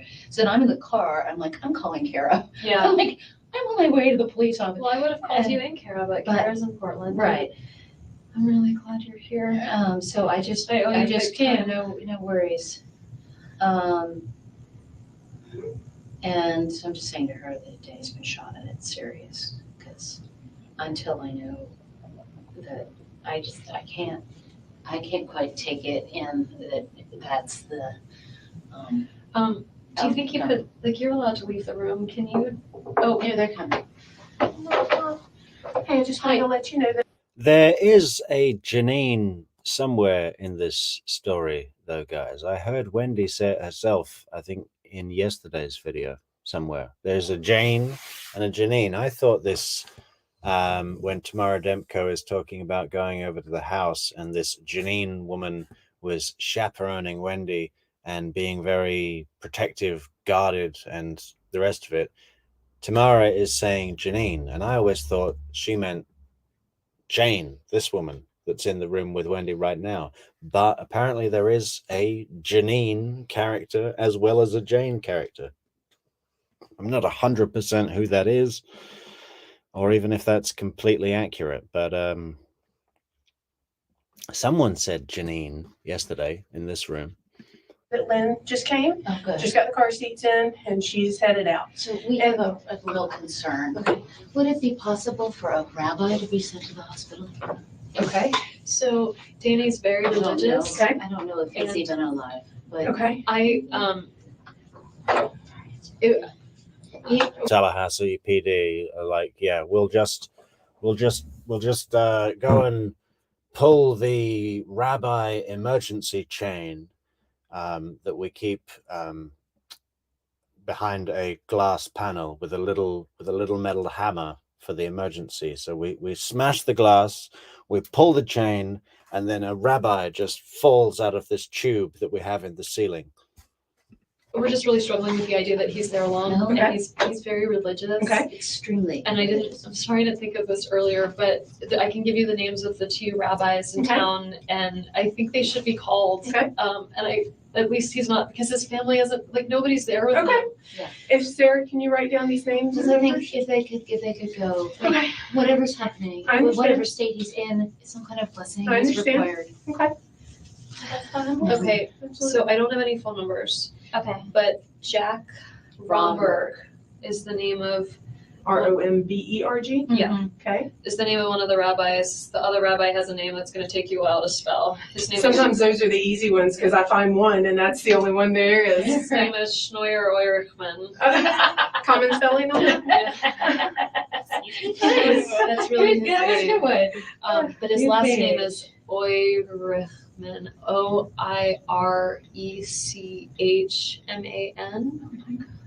His first name is Schnoyer, SC. Thanks so much for the coffee, Doe. Yeah, we just got that. Thank you very much appreciated. We do drink a lot of coffee. It's Portugal, so it's a coffee country all the way. And Lee, thank you for the super chat or super sticker, whichever it is. Enjoying the new true crime channel. Well, are we new? I guess we're pretty new. 6 months already now, though. Yeah, no, really appreciate it, Lee. If anyone else would like to support the channel, we've got buymeacoffee.com link in the description. Patreon with nothing really there, but you know, we'll build it over time.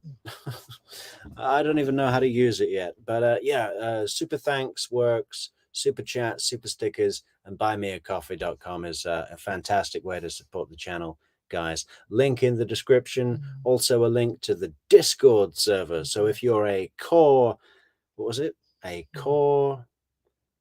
community chat contributor, a quadruple C. Is that a thing? Should I stop saying that? Maybe. But if you'd like to join the Discord, there's a link in the description that I believe now works, because I don't know why these links expire apparently, and I had to refresh it yesterday, but the link in the description is the new one. So, you know, it's free and it's just another place where we can keep talking even when there's not a live with me, with everyone else there, and so on. Hnoyer. I'm just Googling Rabbi Tallahassee. And I'll see what I can find. If you'll tear that out for me, and I'll see what I can find. Thank you. But Lynn is here. The car seats are in. I've spoken to the preschool. I changed the name. They were fine with that. Preschool knows that, Lynn is coming. okay. Yes, I've spoken with them after you spoke with them and told them she was coming. They were fine. Okay. Do they know what's going on? I don't know. The investigator, Was made there. contact, so I don't know what all they know. Okay.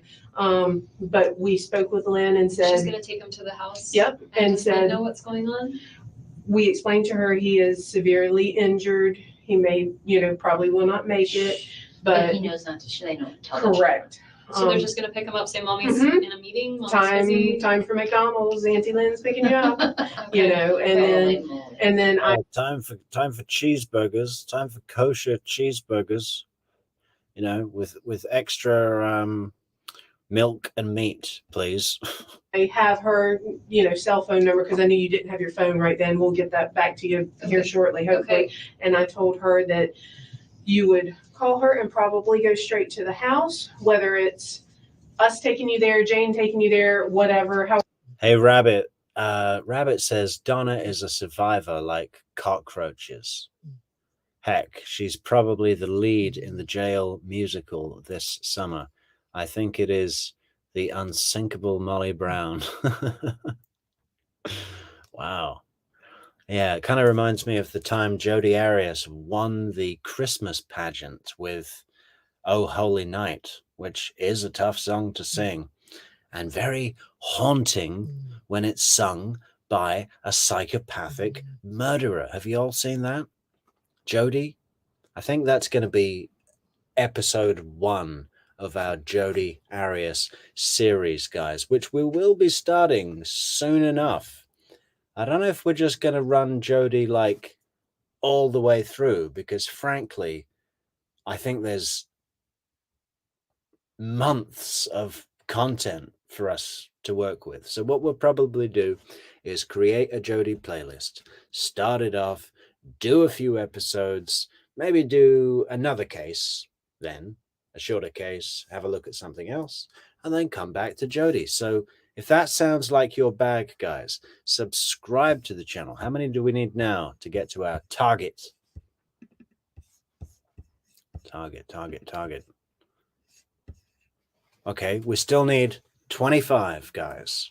25 subscribers. Come on, click that button. However Does you my need car to need get to there. stay here? I don't think so. Did I gave them my keys, Yep, right? they have the keys because I That got was the my car house seats key. out. Okay. But yeah, all that should be done. Unfortunately, just everything's time consuming. So that's, kind of while we're waiting on. Okay. Let me see what I can. Good, we need that. I mean, that's just Okay, urgent. That's just absolutely. really And urgent. it's Jack Romberg and Rabbi You can call them like Oirickman. or Rickman. Okay? Yeah. We'll see what we can do. Thank you for thinking of that. You're welcome. And I did tell Investigator Isom Hi, Lee. I didn't say hello to you yet, but welcome back and great to see you. that you want to talk to him again. So Yeah. he'll come in. And is there a bathroom that I can use? Yes. I had a similar urgency need. Maybe we swipe my hands before they let me use the bathroom. I know.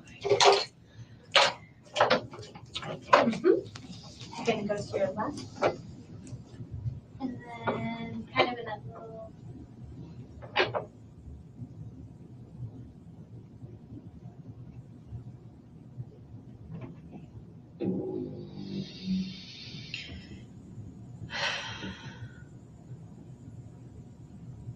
I love it when we see these moments where Wendy doesn't go into some sort of feigned hysteria when she's alone in the room, and you can actually see her going over the plan in her mind and just going, okay, part A went well, and then we went into part B. We skipped ahead a little bit to part D, but then came back to C, got that covered, and now we're moving into E and into F. Part F coming up.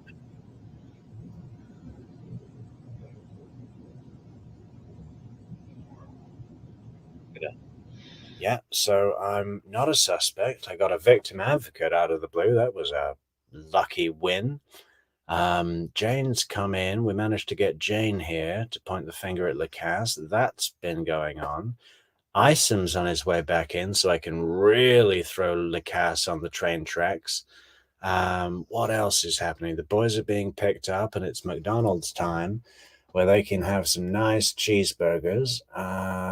What else is going on? We're going to have to do the phone call with Mom. We've got to call Mom. And then she's free and clear, right?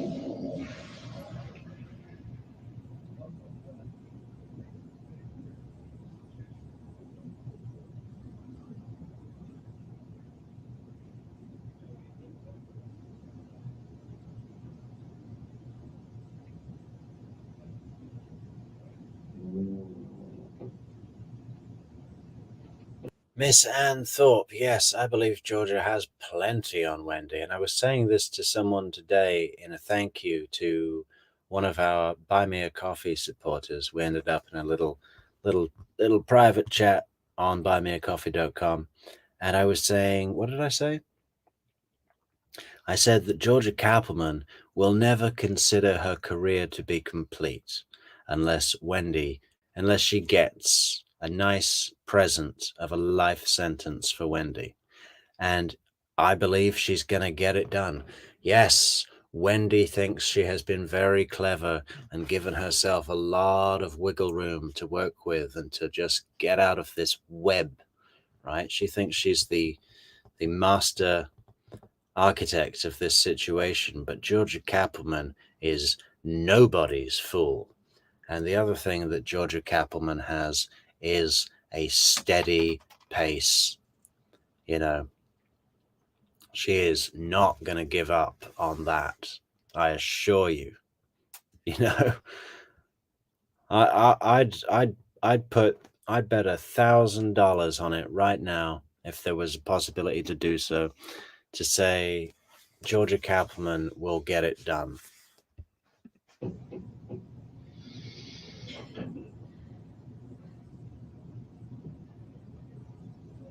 I mean, even if she doesn't have anything like a smoking gun piece of evidence, I believe Georgia could create a presentation so compelling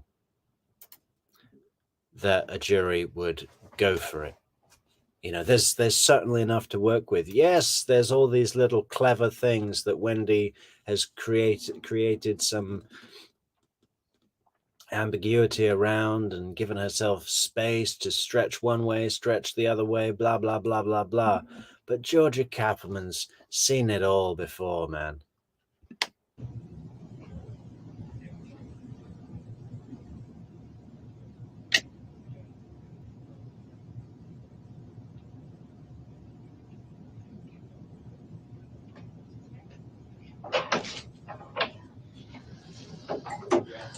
I'm sorry. Do you mind if I sit in this chair? Oh, please do. Jane, I'm sorry.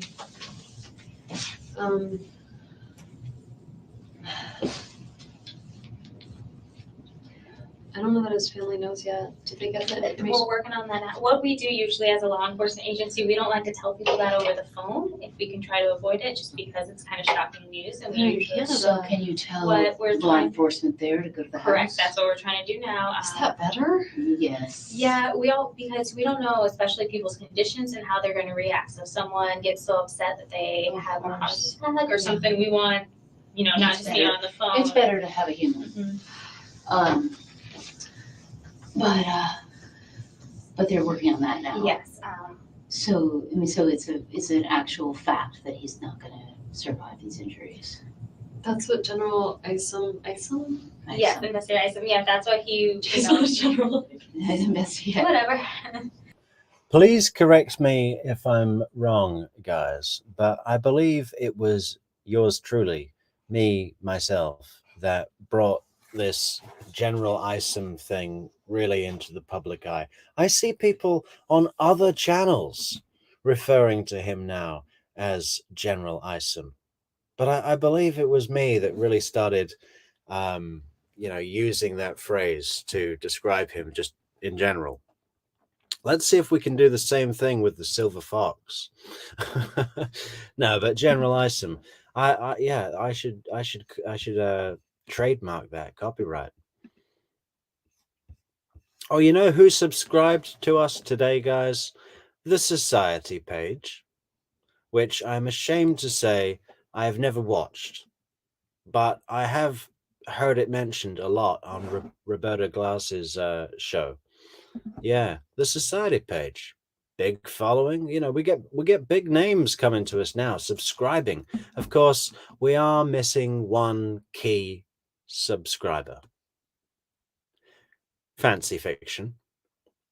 Unless she has her account set to where you can't see her name if she subscribes to your channel. She's already got the professional version of StreamYard where she doesn't have the duck logo watermark in the top corner. What a pro, huh? She's read everything and she's got no StreamYard duck. Listen, I like the duck. I don't need to pay $25 a month to remove the duck. He's cool. Leave him alone. The phone grabs you sometimes, so it's okay. I was just in the car with it. I'm like, what is your name? What do I do? I saw that one from Kara. If you need to call her, you can. You're not being held hostage here.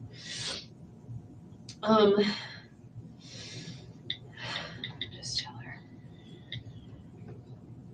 So we're in the process right now, and to do that, generally we have to. It's almost like a telegraph that we send to the other agency, kind of giving them information on who to make contact. It's very old school as we started working here. I know that it's not I don't know what's happening right now, but as of a little bit ago, it wasn't definitive. Do they want to wait until it's definitive, or do they want him to That's what They sounds want pretty. to get in contact with them because I think some decisions need to be made, and because they're his parents, they would be his next Next of of kin. kin. Yeah. So he's still alive, but he's maybe on life support or some such thing. I don't know You the don't medical know. terms around it, but it's from what Investigator Isom was telling her, it does not look He was shot in the head? from what was it Investigator Isom? I said that and he didn't answer it. So it's just he was very badly He shot. shot multiple times, maybe badly. When I think he did say that there was trauma to his face. And Because that's I when was you were saying I asking wanted about the showing the kids. boy. I wanted the kids Yes, you to be can't- with him, you- but not if yeah. he looks scary. And not if he's, I mean, there's nothing to be. I know. I just thought he might be like. No, but I know. I got the Like feeling he he got might be a shot in little the bit leg. alive. Right, And if he was a little bit alive, I wanted him to like touch be the able to kids see one the more children, right? time. But he's apparently beyond that. Like he probably hasn't From regained what Investigator Isom consciousness. said, correct, yes. I don't, He's from what been, he was saying, I he wouldn't was take found it. in a really dreadful state, and he has not come out of any kind of. He ended that phase. Oh, Wendy, good Lord. Have you called your parents, darling? No, after we're just Can going. she call her parents? They have I my. don't see, they have her phone. Yeah, but I know their know number. their number. I do know my family's number. I don't Know the answer? I don't know that, I don't wanna say yes, go ahead, Okay, I'm but gonna go to the bathroom and come back. Do you need to am I a suspect? Do you need to watch no, me? no, I don't need to watch you. Okay, I'll be back. What I'll do too, Yeah, we need to watch you pee, Wendy. Yeah, because you might have evidence in your bladder. So if in fact, I'm gonna hold the cup, okay, and you will just try and aim well, please, in the cup, and this is how we do things now in Tallahassee PD. Angela, hey, how you doing, Angela? Angela tells us that Wendy had lunch with Janine at Mosaic. So that's Janine. Okay. She's a psychiatrist and oncologist. Tamara Demko said Janine was at Wendy's house when she arrived. Yeah. Although part of me thinks, yeah, I knew there was another person called Janine somewhere, Angela. But part of me thinks that Tamara Demko was still meaning Jane when she was referring to the person at Wendy's house who was chaperoning her and made it kind of uncomfortable, like guarding and following her around, because I could totally see this Jane behaving like that, could totally see it. I'll just check and see if you can call your Yeah. okay? Yeah. Again, I don't see any issue with it. I just think they're gonna want to come up. Well, and you're gonna want them here, honey. Yeah. So they need to get in the car right now. Yeah, can we have more breathing the words out, please? Yeah.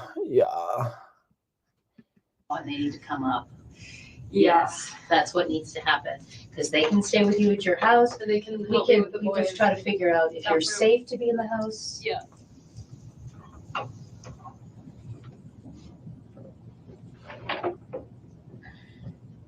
Safe to be in the house? What are you talking about, Jane?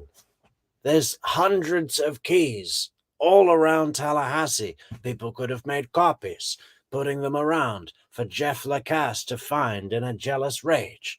So obviously we will be moving to Miami. Why are my boxes already packed? Well, I was going to be doing some painting this weekend, and I didn't want to get paint all over the stuff.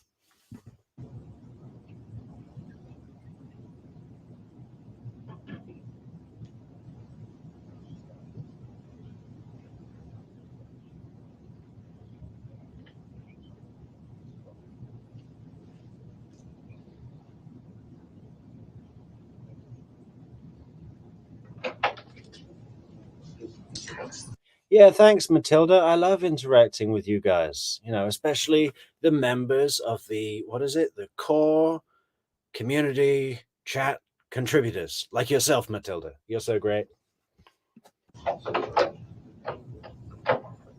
Hey, it's me. So I'm just updating you. Danny is expected to die of gunshot wounds. Don't tell anybody else, just keep it to yourself, but I know that you're.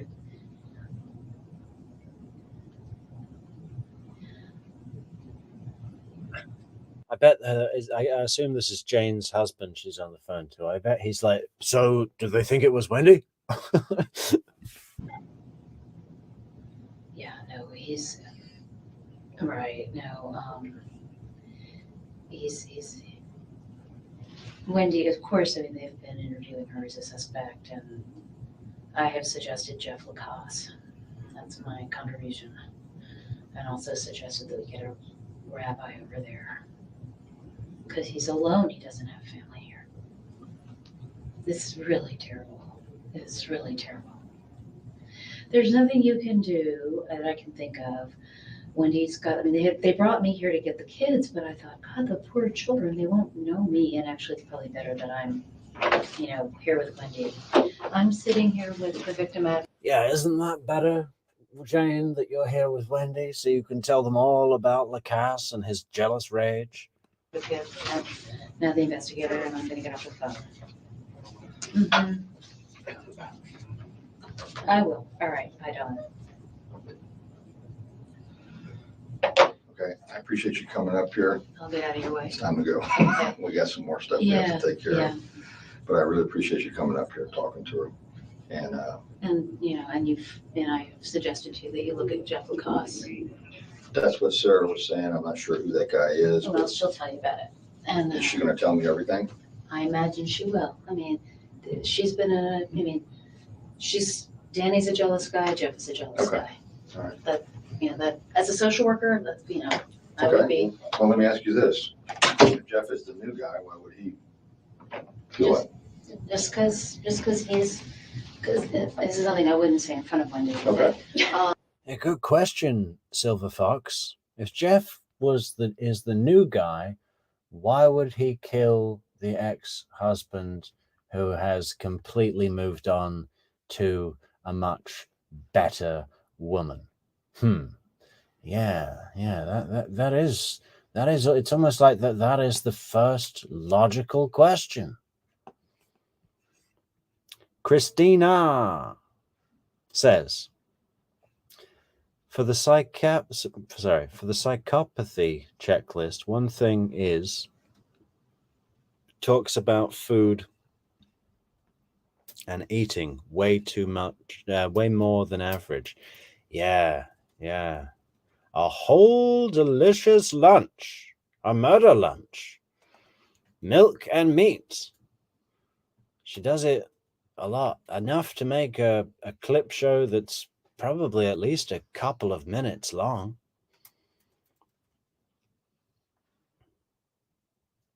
Sushi or pizza? Trying to think of all the so this might be a little extra page or two in the Charlie Adelson cookbook. Oh, fantastic stocking filler that will be. I thought you said it's something I wouldn't say. I'm like, I'm right here. As doing the kind of work I do, I would think, there's this person, and then he loves Wendy. Danny makes Wendy's life very difficult. Wendy is currently making his life very difficult. Ready for a big Wendi Adelson head nod, Bob? I don't know him to be a lunatic, but he's a jealous guy. Okay. All right. That's what I would That's say. He's my colleague, so he's somebody I think of as a decent guy. That would be who now? Jeff LaCasse is my colleague. Okay. All right. Yeah, the Tallahassee food trucks, Christina. You're right. You got it. Are you leaving? Yes, I'm being kicked out. Oh, really? Really. But I can come get you if you need me. Okay. Okay? So if you can't drive, it's no problem. What's your number, Jane, so I can give you a call? 321-4657. I'm happy to come get you. 321-4657. That is easy to remember, isn't it? 321-4657. You need to talk to these guys. Can you make sure someone goes to see Danny? I guess they're gonna do You're that. gonna That's do not that, your right? job. You're gonna make sure that there's I know Sergeant Baldwin, when I was out there, I've been talking to her when it's you were really with us, they were critical working that on that. that he be blessed today. Oh, It's absolutely okay. critical Gotcha. that he see Okay. that a rabbi go there, absolutely critical. All right. Okay, right, honey. bye. Thank you for coming. Okay, I am available to you. Is it a bit of a faux pas to use the word critical while he's in critical condition? I mean, that would be critical in the scientific sense. Okay, I know that people's religions and beliefs are very important, and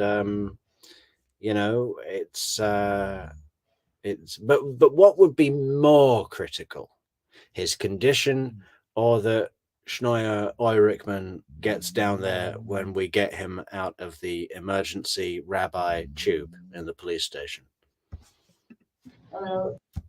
I'm going now, but you know, Yeah. this is a process and you're gonna move through it.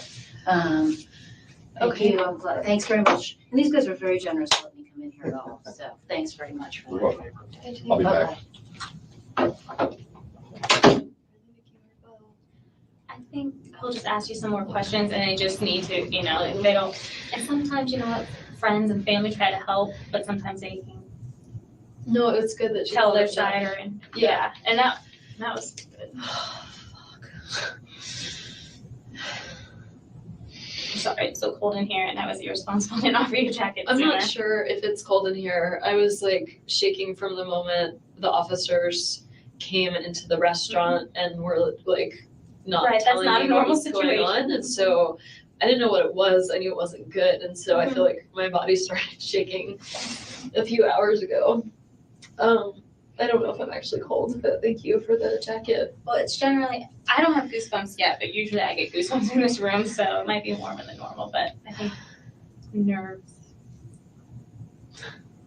And then they said that they should be done with your phone very soon too, and then that's when. Will they just sort of, can I get an update from like, I just want to make sure the kids are not freaking out. Like, I don't know what Lynn told them and I trust her very much, but like, is there any way to just get an update on my kids to make sure I know they're okay, like they're in good hands, but I don't know. I mean, just to make sure like they're not being told like, Too much information at once. yeah, or Without just like, where's mommy? I would like them to say like, mommy's at a work meeting or something. Right, okay. Like, just something that the kids would understand. Like, sometimes mommy's at work, so they get the idea of like, Okay, I mean, they would wonder why is mommy at work at this hour, but something. let me check on that, okay? I'm not trying to create more work for you. You're not creating more, this is kind of what I'm here for right now, exactly what I'm here for, okay? Yeah.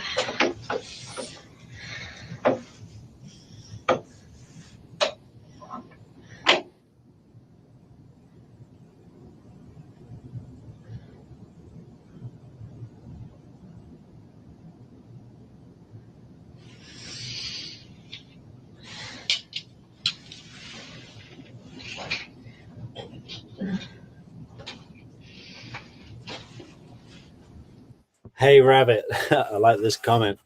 It's pretty, I know, but really, there is no Southern woman who would leave their home dressed like Wendy for any reason.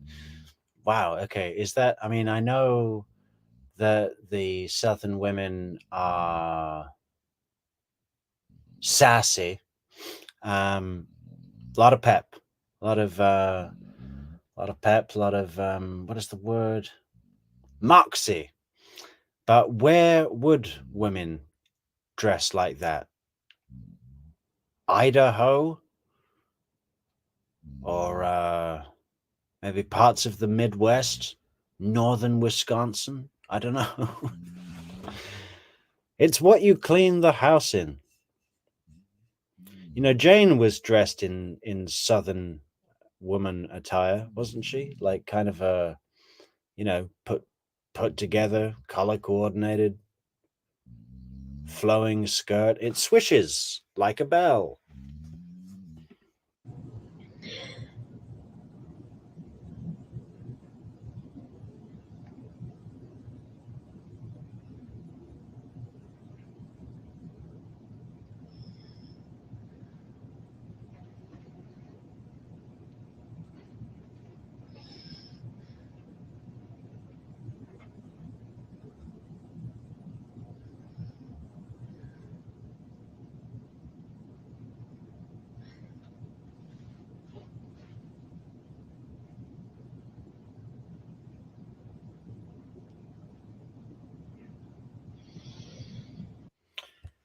Yeah, Lee, you see, every time something new comes out of this,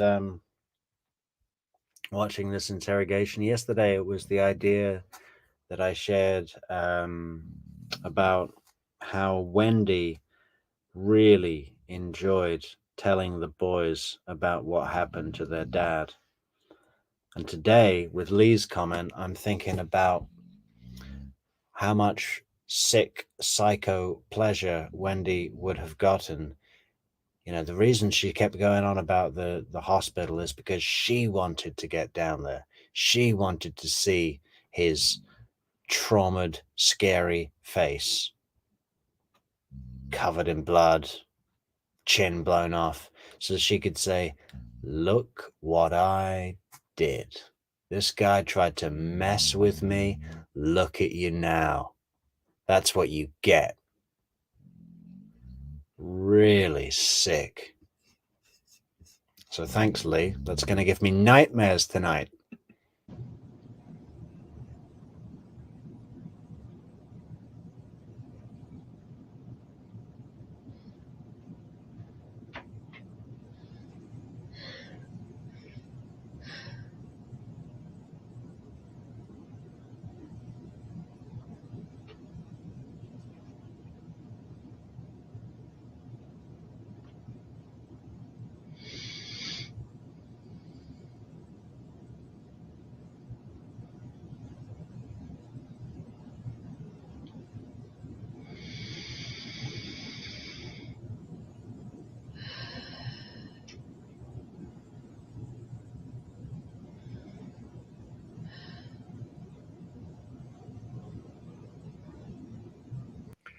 Tay says, Matt Teomina, you are on point on everything. Yeah, he is, isn't he? He's one of our quadruple C members. He's very good with his comments. Is our Matt.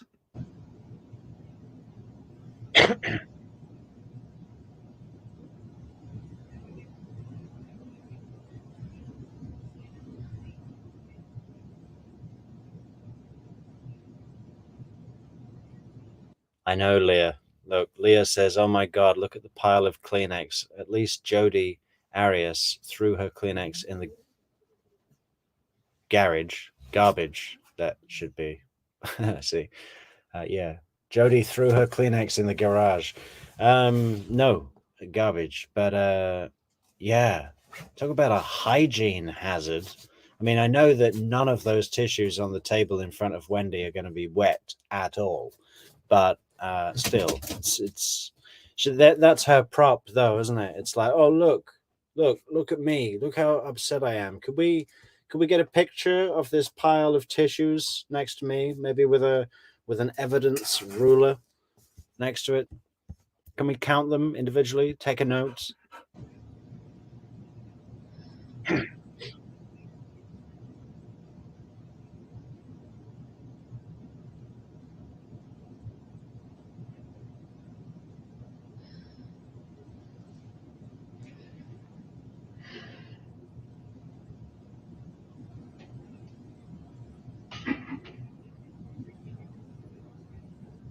Ooh, we just need 20 more subscribers, guys. You know, it's only been two streams ago. We crossed the 700 subscriber landmark, and now it's like 700. What is that? We want 800, and we're at 780 right now. So just 20 more, guys. Do us all a favor. If you're not subscribed to the channel, subscribe to the channel, ring the bell, allow notifications. All the rest of it. Like, share, leave a comment.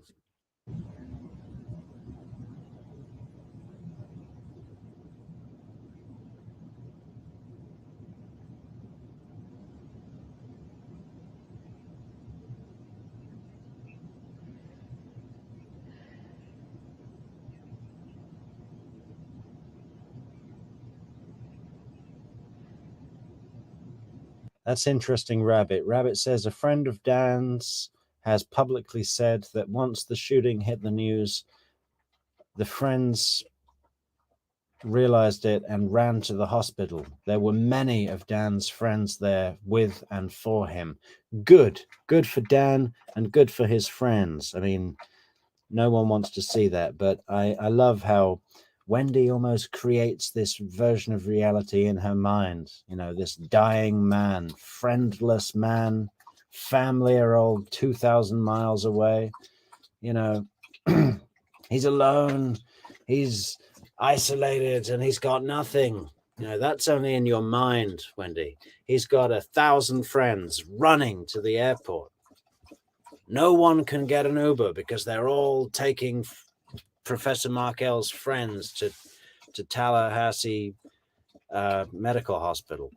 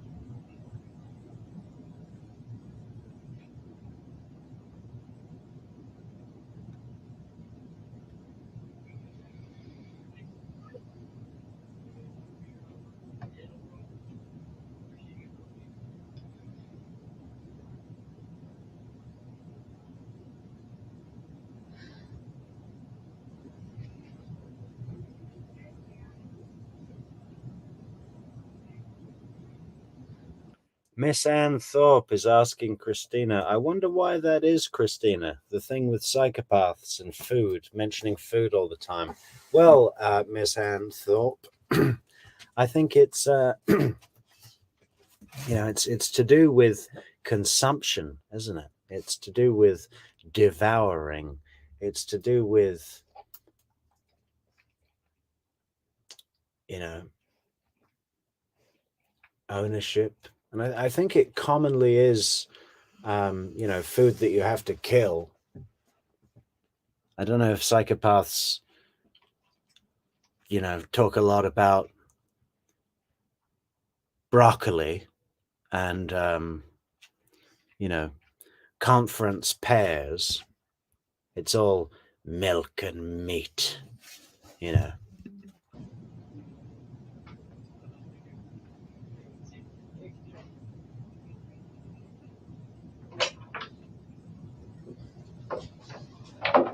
Sitting in this room by myself right now is like a form of torture. I'm sorry. I know. I keep leaving you, and I don't want to. But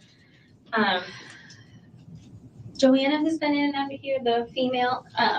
She is just saying some back. She's our special victims investigator, which means she does all the child and sexual assault and those types of crimes. Yeah. And she spoke to Lynn, and Lynn's very well aware that Mine also has an MSW.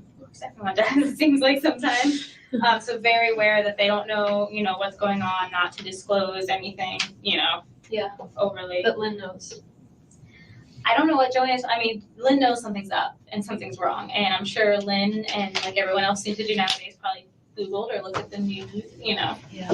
So, and I think she does know it involves obviously being. Because I'm here and I seem to be okay. And then also she, they did get in touch With the rabbi? with one of the rabbis, yes. Are they So going over there? I believe so, yes. That's great. And then if nothing else, even the hospital usually has. Hi. That's his cell phone number. Okay. I spoke with him and he's going up there. Good. I spoke with the hospital and they have already had somebody come by.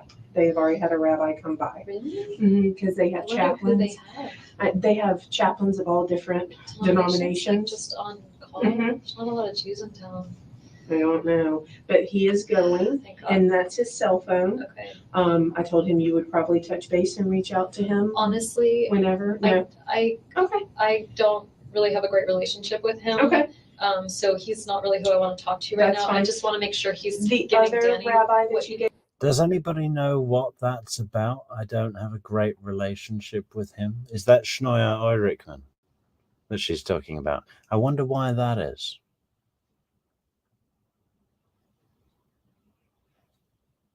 You know, I wonder if Wendy said something rude to him or insulting, or maybe Danny was confiding in the rabbi about some of the things that Wendy was doing.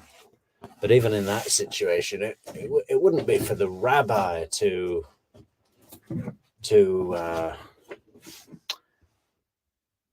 go against one of his I'm sorry, I wouldn't know what to call it.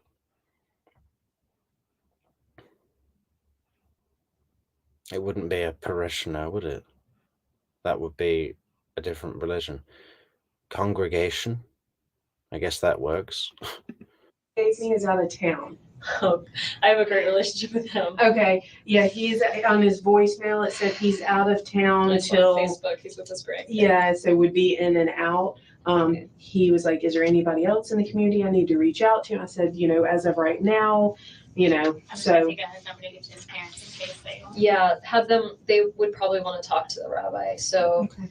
I'm really glad he's going over there. I can't talk to him right now. Okay, and that's fine. And I mean, he asked about you and asked if there was anything you needed, and okay, so Hey, Rabbit, you're really hitting this home about the Southern women, huh? Aren't you from New Jersey?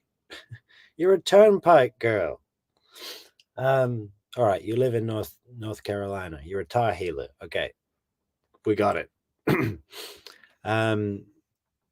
Yeah. I wonder what kind of summer dress Rabbit has. Something really nice with a big bow on the back. Is that Southern? and I said, well, I may have her, if she wants to reach out, and he's like, absolutely, anything, that's needed. So, God. Thank you. No problem. And don't worry, Lynn, we spoke. She knows the children don't know what's going on.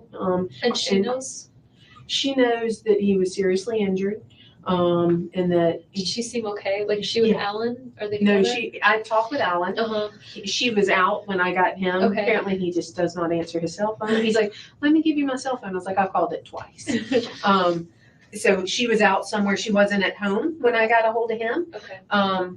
So he said, let me call her. I'll have her come. So she came by herself, but she had talked to him. She was fine. Cool as a cucumber. Okay. She's, and just for time's sake, I knew Jane was up here with you. I was going to bring her up, but just, it was No, at 5:30 getting her out to get the kids. Yeah, And she yeah. knows the kids don't know anything. And it was going to be, mom's running late. Aunt Lynn, it's McDonald's time, whatever the Okay. case may be. So Christina is from NYC but lives in Tampa, if I remember that right. That's probably more distance than London to southern Portugal, where I live. But people sometimes say to me, "How does a Brit live in Portugal?" And it's like, it's less distance than New York City to southern Florida or Tampa. That sounds great. All right. Thank you. Oh, no problem. No problem. I'm sorry my face is so red. I told her I was laughing because my rear end's sticking up, bending over, getting the seat. So I was like, I'm sure 7th Avenue is loving Did you this. see all the Cheerios that are in that car? We did. At least I know can be it's all that there. and I meant to No. clean the car. Did you see all of the Cheerios that were in that car? Did you make a note and said, just looks like a normal mother car that hasn't even been cleaned recently, so obviously not part of any plot? Did you put that tick in the box, that check mark? Yeah. Could I have a look at the form that says normal mother car? Cheerios everywhere. Did you see the Cheerios in the car doing that pacing thing again? Car this Please. week. No, I'm glad I didn't, because it would look like I was trying to erase a crime scene. Well, and the funny thing was that we said, I don't know which car seat goes to which. And when we were walking up, I said, okay, I have the left, you have the right. And then we sat them down and she and I picked them up and I went, I don't remember one which kid one is was short which. and chunky, and one kid is long and skinny. So when they get in and it doesn't fit, they'll have to They'll figure it out. Carrie Ann T wants to see Tamara Dempko. Love her. Yeah, we did do a full video on Tamara Dempko. Carrie Ann.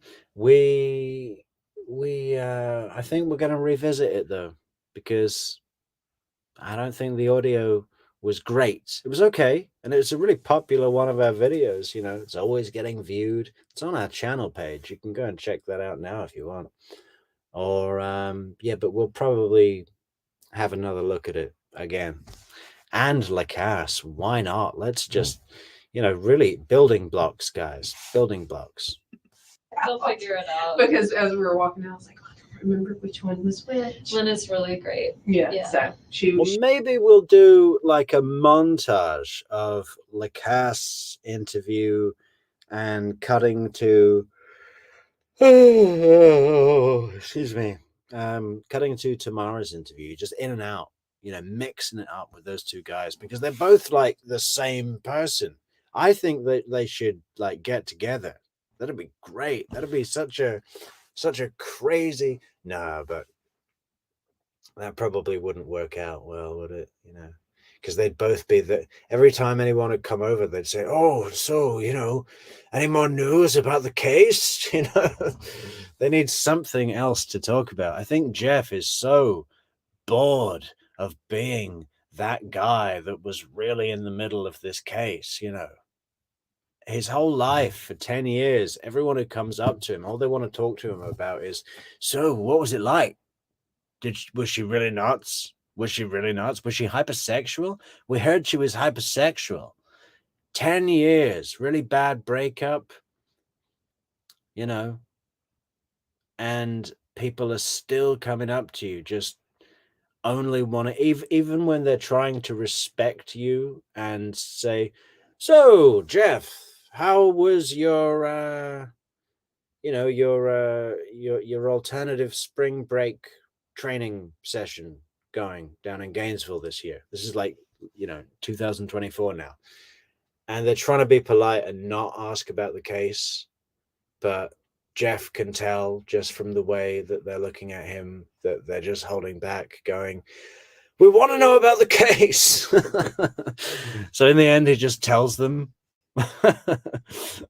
She was great, and Alan was like, because I was very cryptic with him on the phone. I just don't want to tell. He's like, "Do I need to come up there?" I'm like, That sounds like Alan. He said everything's fine. That's a good I was imitation. like, "She's all right." He's like, "Okay." So. But you told him that Danny was. I told Lynn more than I told him. Okay. Christina, she referred to her boys as scrumptious. That is sickening. Oh God, isn't that the stuff that nightmares are made of? That is real devil language. Jesus Christ. Just because it was on the phone, so I'm sure when Lynn left here, she called. So. Am I just gonna be here for like hours? I don't think so. I mean, I think they're just, quite honestly, waiting on the phone. Remember how we told you they put it on the machine? Yeah, that he had to. Right, to do the phone, and it just takes forever, depending what's on there. Yeah. As far as if you have lots of pictures of the kids, or it takes some time to do that. Yeah. And then they actually brought your van back here, and I got the car seats out of that, and I think they were finishing up. So I think that's all they're need the waiting. police help to get the car seats back here. You may. I always have them installed here. Yeah, and on the strap that goes over, we hooked them. I didn't tighten them as tight as they should be. I was like, "Here, can you see?" And she's like, "Nope, I'm good," because they weren't moving. So it's definitely a true. That's why my face is so red, because I've been out there doing that. But I'll touch base with Isom. Hopefully it's not. We wanted to talk to him about a potential lead. So okay, I'll let him know. Yeah, I wanted to talk to him about a potential lead, just a potential lead. But we're saying it was either Jeff or Amy Adler's husband, or maybe the two of them working together side by side.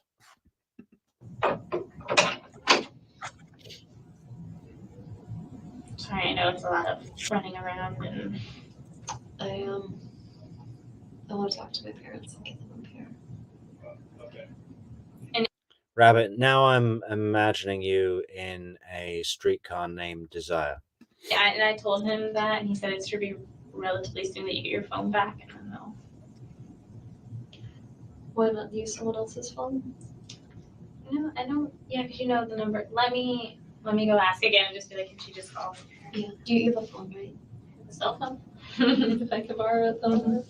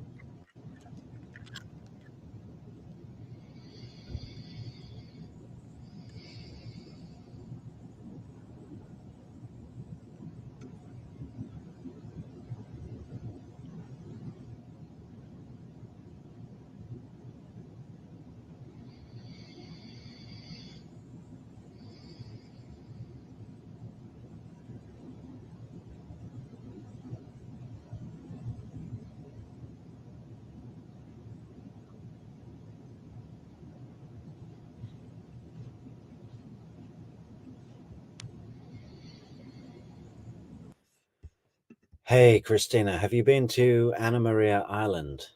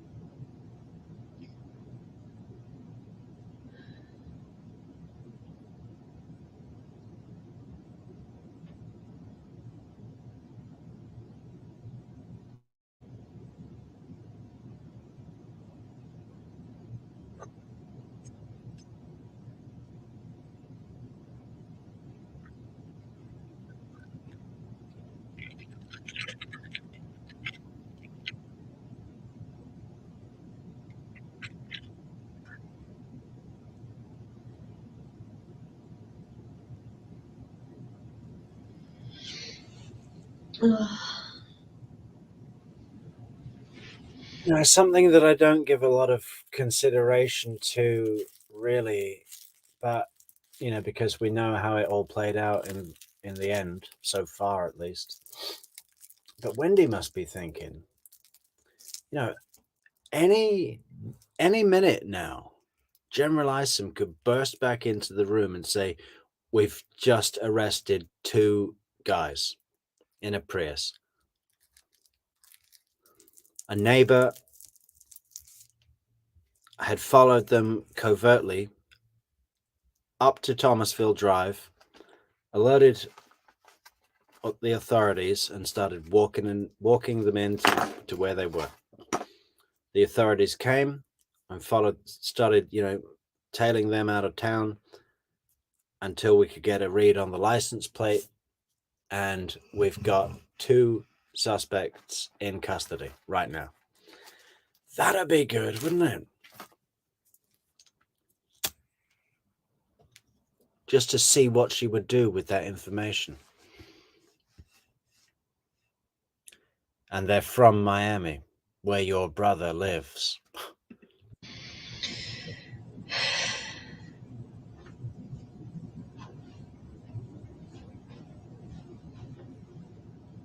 Just a reminder, guys, we've got about another 45 minutes to go on this stream.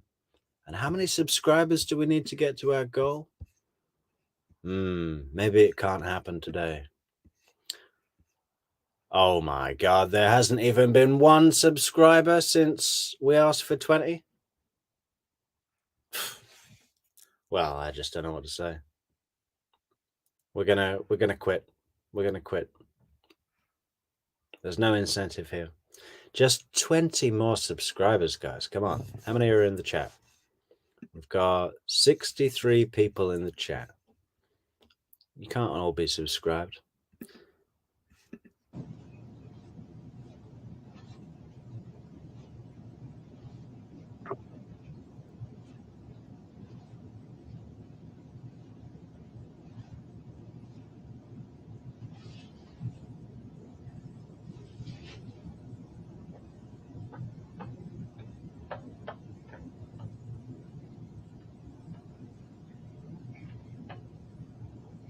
Yeah, I wonder what software you make, Christina.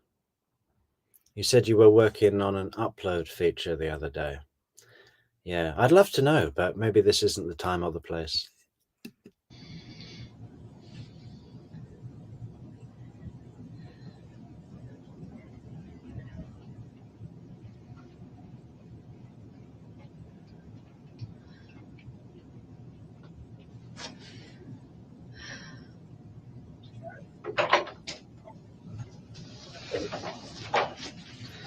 How you doing? I don't know. Okay.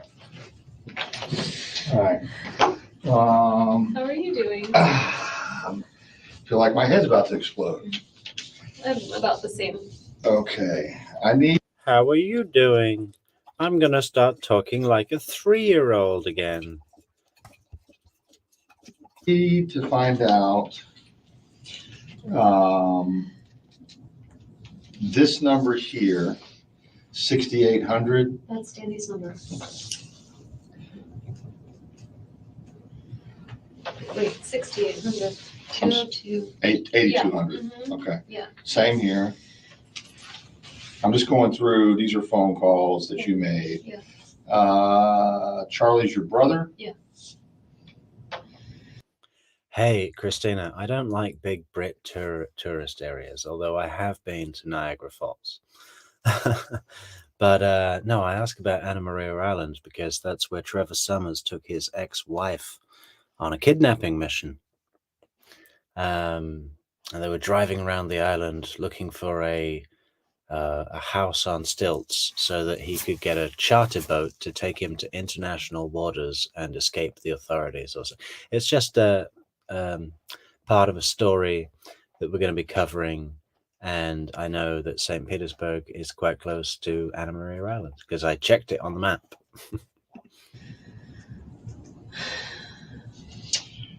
Well, I didn't call any like weird sex hotlines or anything this morning. That's okay. We've seen that Really before. embarrassing. That's all right. You checked your voicemail, I guess? Oh, Or no, you why would checked. it be a 305 number? No. Your number, isn't that you? Yeah, that's Cindy? me. Okay, called this number. Okay, that says voicemail. Right. Okay, I I guess don't know that's what that means, but I'm just basically going over this with you to see if you can clear up anything. And of course, this is Charlie, your brother. Your brother. Michelle Turner. a friend of mine who lives in Colorado. Renee. Renee is the one that used to be the victim advocate. Renee is a very close friend of mine that is interviewing at FSU today for a position and leaving at 7:30. And if there was ever a woman I would really like to get a hug from, it's Renee, but I don't want to bother her on her. Right. Well, that's just immediately moved to the top of our list of priorities, Wendy. Okay. Why don't you tell us the top 5 people that you would like to get a hug from, and we'll put every man we have on making that happen.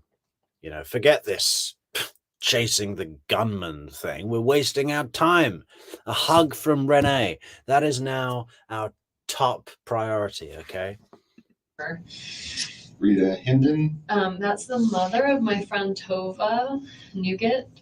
So it must be like a family plan under her mom's name for some reason. But yeah, Schneuer Eurichman is a name so funny that it warrants being cackled at in a murder interrogation.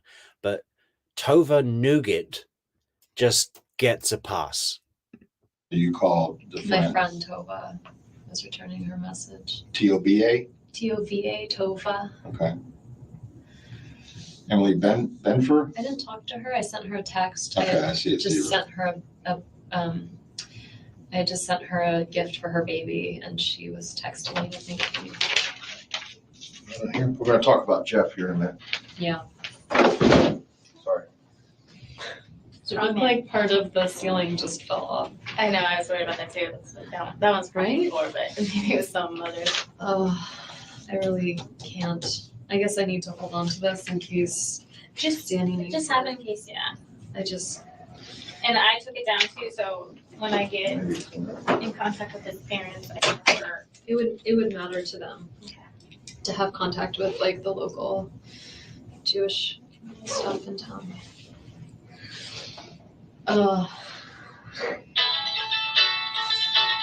bet, I won't answer it, but it's my friend Robin, and I bet she's in the general counsel's office at FSU. I bet I wonder what people have seen by now. I don't know, and that's kind of why we're trying to get his parents notified, because it's very difficult now to beat technology and news sometimes in this field. I missed Robin. Please call Jimmy Judkins. That's my attorney. Should I call him?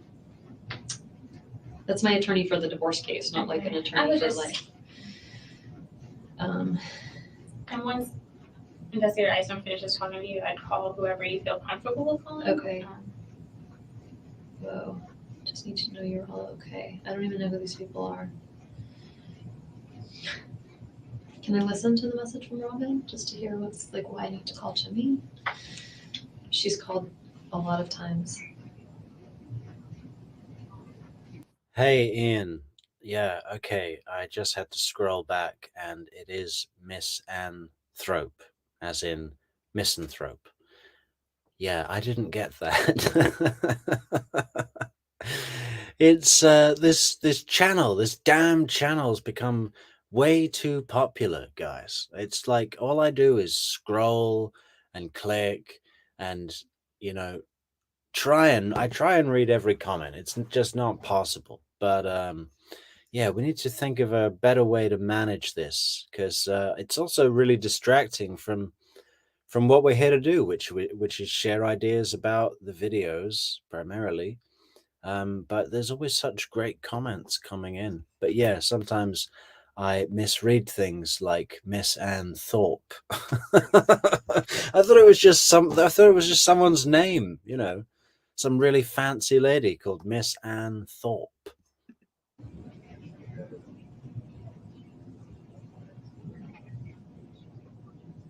God, I wonder what she knows.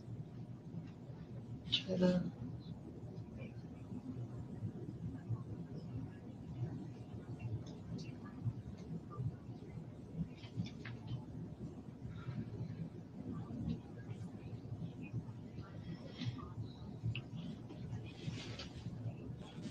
Can you write? Oh, she's gonna text me. It's weird. So why would Jimmy need to talk to me? He's my lawyer for the divorce case.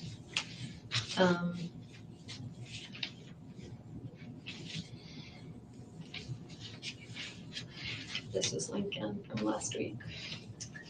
Cutie, very pretty hair. Very serious in that picture. So cute.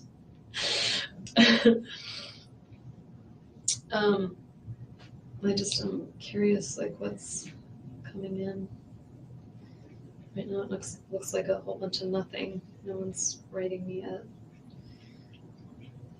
I can get a sale on Victoria's Secret stuff.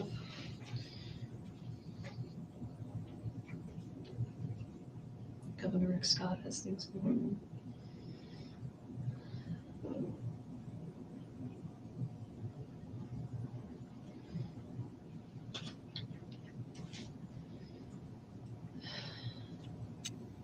A lot of the rest of the world going on. And so I don't forget, because sometimes I tend to do that when you're ready to get out of here. Yeah. What's your phone number? 954-803-0079.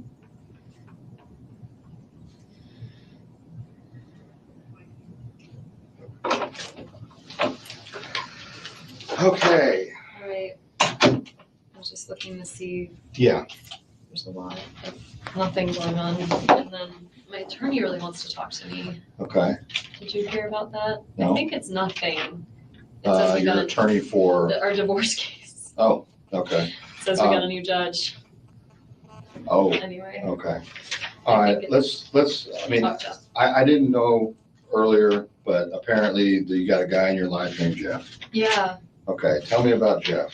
I'm sorry, I wasn't trying to hide anything. No, I know you weren't. I just didn't think to tell you about him. So he's been my boyfriend. We've been dating since end of October. Jane actually set us up, which is why Jane thought of him first. And Jane and I had a long talk earlier this week. We went on a walk together and talked about, I wasn't really sure I wanted to continue dating him, We had like a fight at the end of June, and it was weird. And then I went away for 2 weeks and just got back, and I asked him to just no contact for a week just so I could kind of figure out whether I wanted to be with him or not. Yeah, this stuff about the sex line numbers, guys. It's like another thing like the TV repair guy. Someone pointed out, was it Lee the other day, where it was like, yeah, TV repair guy, like it's 1980. And also sex lines. Is that still a thing that exists? Like, you know, you phone up the line and there's this hot and heavy voice on the line going, yeah, telling you what they're wearing and stuff like that. And it's, yeah, that's not a thing either. That's like outdated as fuck, isn't it? When did you ask him that? Monday night after yoga. I sent him an email Monday night. Yours or his yoga or both? I don't know what that means. I went to a yoga Who class. went to yoga, together or? Like together. Okay, Some guys like yoga. I'm not judging, I'm just asking. I go to yoga, or I And used Jeff to, goes too? and he would go with me. Yeah, look at me in trauma of my ex-husband being murdered and me having to tell the boys. But some guys like yoga. It's the modern day, Isom. Guys can go to yoga. You could go to yoga, General Isom. You could do the downward facing dog and then relax into child's pose, General Isom. Sometimes. So Monday night after yoga, I sent him this past Monday. this Monday, Okay. yes, July 14th. Okay. I just sent him an email and said, you know, my heart is really heavy and I'm having trouble figuring out what to do. It'd be a lot easier if I just like didn't have any contact from you for 1 week, and then we'll kind of figure out where to go from there. And so I haven't had any contact from him. Was he? Keith, no, she lawyers up directly after this interview. She doesn't lawyer up in this interview because she thinks that would make her look guilty, right? So she knows she's just got to get out of this room, and then she can offset the decision making to her parents. She'll say her parents told her to get a lawyer, and then she spoke to a lawyer, and the lawyer told her not to speak to police. So of course, she isn't culpable for any of those decisions. Her job is to take care of those boys, folks, and not read anything. Now, She's like the opposite of fancy fiction, right? Fancy fiction reads everything, guys, you know. So she says. Yeah, but Wendy doesn't read anything. Nothing at all. comfortable to that, or did he? He didn't respond to it. I said, I'm going to take your silence as acceptance. And Oh, okay. You were in person telling. no, I emailed him. I'm going to take your silence as acceptance. That is so hostile. You know, I don't know if anyone's ever said that to me, the same words, but the same needlessly hostile way of saying something when you could have said it in a nice way. Sure. You know, you could have said, listen, I haven't heard from you. I know you're probably upset right now, but I hope that you can come to terms with, you know, what I'm doing here, because my head and my heart, and this whole thing about my head and my heart are saying two different things. It's like, listen, lady, get to the point. You know, my head and my heart are saying two different things. Oh, how poetic, how introspective. You know, I'm not bitter. After yoga, he'd been like, let's go out tomorrow, let's go out the next day. And I felt I have a hard time saying no. And Right. so I didn't say no in person. And then later. You have a hard time saying no, do you, Wendy? Well, apparently you said no a lot in high school. I wrote him and said, I really just need like a week of silence to get some clarity on where we are. Okay. So he never responded. Still has not responded. The only response I had is that I bought some presents for Ben for his birthday when Jeff and I went to Destin one time and he had him at his house. And so he brought them. I came to work and there was a bag of the presents from his house. But I had asked him at yoga, I said, oh, when you get a chance, I'm really going to need you to bring those presents because I don't have the boys this week and I could wrap them. And so he just brought the presents so I could wrap them. When did he bring them? It must have been Tuesday. So it's Friday today, guys. You know, in the interview, July 18th, 2014. That's a Friday. She saw him Monday at yoga. Sent this email to say my head and my heart are saying two different things. I need a week of no communication to come to terms with what I think we should do. And hasn't seen him since, apart from when he brought the kids the presents. You know, which he did, like any good, mature, kind adult. You know, this is the guy that's been seething with rage, burning up, getting jealous. You know, he brought the presents round though, didn't he? On what was it, Wednesday? Morning at some point. I think I got to I'm not in the office like 9 to 5 right now because I just finished teaching and students are out of session. And so I have writing deadlines. So I work sometimes from home or from a coffee shop. And so I got in, I rolled into work sometime mid-morning and they were there.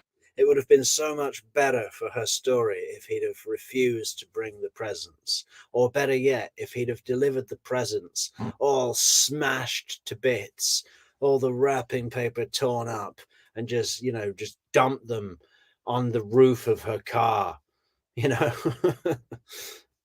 with a threatening letter. There. So I don't know what time he was there, but I could ask my assistant. No, that's all right. I'm just saying, you asked him for him And he brought him. on the phone, I guess? Yeah, when I saw him at yoga on Monday, Okay. I had mentioned to him that I wanted to wrap these presents. I had all, most of the week without the boys, and I was, looking for something to do. I might as well wrap Ben's birthday presents, and so he brought them to the office. So he brought them even after the whole. I said no need some contact, space. but yeah.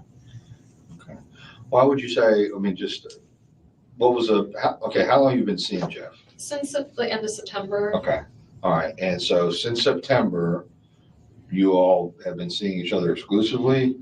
In the fall, I was dating someone else too, and the relationship really evolved around February. I post-divorce, I was kind of slow to but so I jokingly used to call him my special. Post-divorce, I was kind of slow to what? I mean, the way you said it at trial was that you were with someone else within a month of leaving DAM, which the way you described it sounded awful a lot alike to having some sort of crossover, Wendy. You were like, well, I got with someone who was a friend first, and soon after the divorce, he became more like a boyfriend, or i.e. sexually active. After the divorce, definitely after the divorce, definitely not before the divorce. Special man friend, and around February, he started being more like my boyfriend. He started spending some time with the kids, and they really adore him. And I introduced him as mommy's friend, not as mommy's boyfriend. So they just think of him as Jeffrey, and he plays Star Wars with them. And so he and I would spend time together on the nights or the days I didn't have the boys. And then when I had the boys, he never stayed over, but he would sometimes join us for dinner and play with the kids and then go home. And things actually worked great, and I was very happy. And then we went to Gainesville together. He's a social work professor at FSU, and he was teaching a class at Gainesville. And so I didn't have the boys that weekend. I went with him to work on some writing, and we had a great weekend until Saturday night. We went out to dinner, we came home, and he just was convinced that I'd been cheating on him for months, and had kept track of it, and was just absolutely convinced that I was cheating on him. And I kept telling him I wasn't, and he just was, I felt not very trusting of me, and it just made me feel really uncomfortable. And after that happened, I wasn't sure that I wanted to be with him anymore.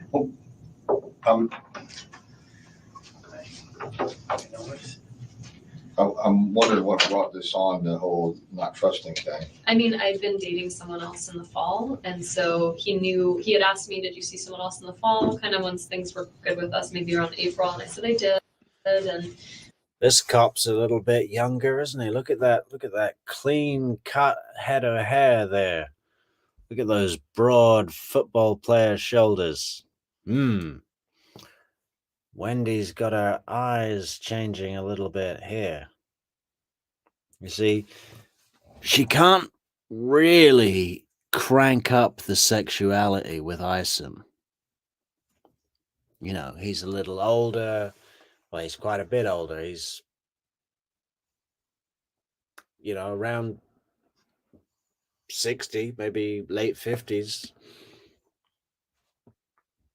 But Mr. Young Cop here, Mr. Buff, Mr. Buff has just come in. you see someone else in the We're going to see Wendy's character just switch again to Mr. Buff. fall, kind of once things were good with us, maybe around April, and I said I did, and I told him about it, and he felt like, I don't know, he was jealous of him, and he was like, I don't want you to see him, and the guy I was dating was leaving town, and so I said, well, I want to, go get coffee with him before I leave town, and he said, like, I really, I don't want you to do that, and we had an argument about it, and I went and had coffee with him anyway, and he ended up at the same coffee shop at the same time and saw us having coffee and got really angry, but When was that? that was May.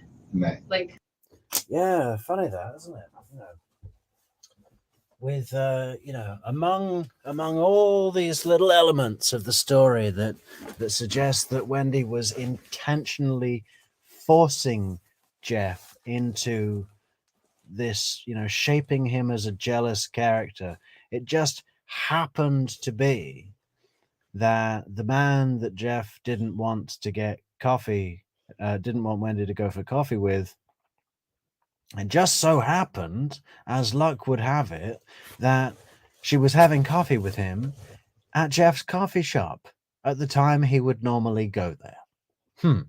Well, you see, Georgia can work with that.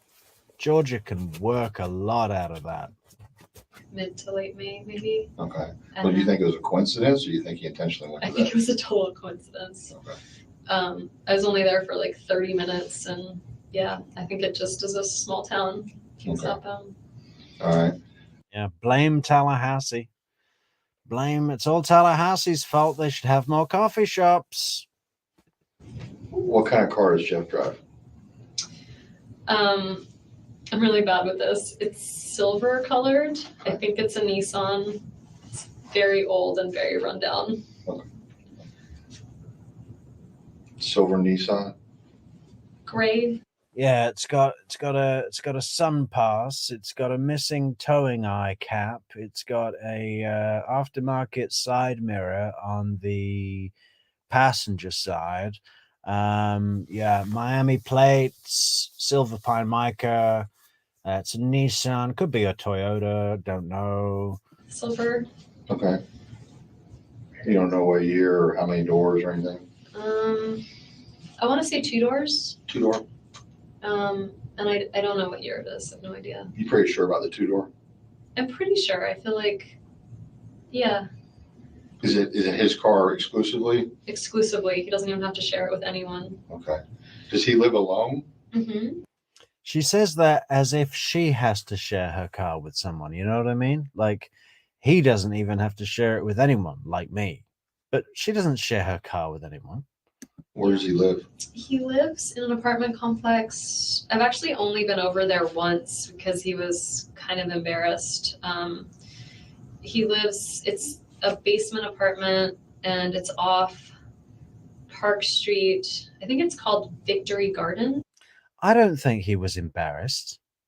I think you acted like a bitch when you went there and, weren't understanding that Jeff was saving money to buy a house, living on life's terms, not demanding everything he wants immediately, like an Adelson.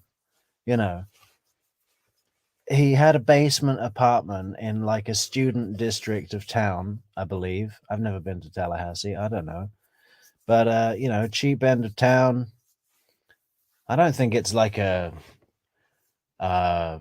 wrong side of the tracks end of town. I think it's near the university. Student where cheap student accommodation is available, and it's a basement apartment because he's saving to buy a home, probably for his life, because he was happy in Tallahassee.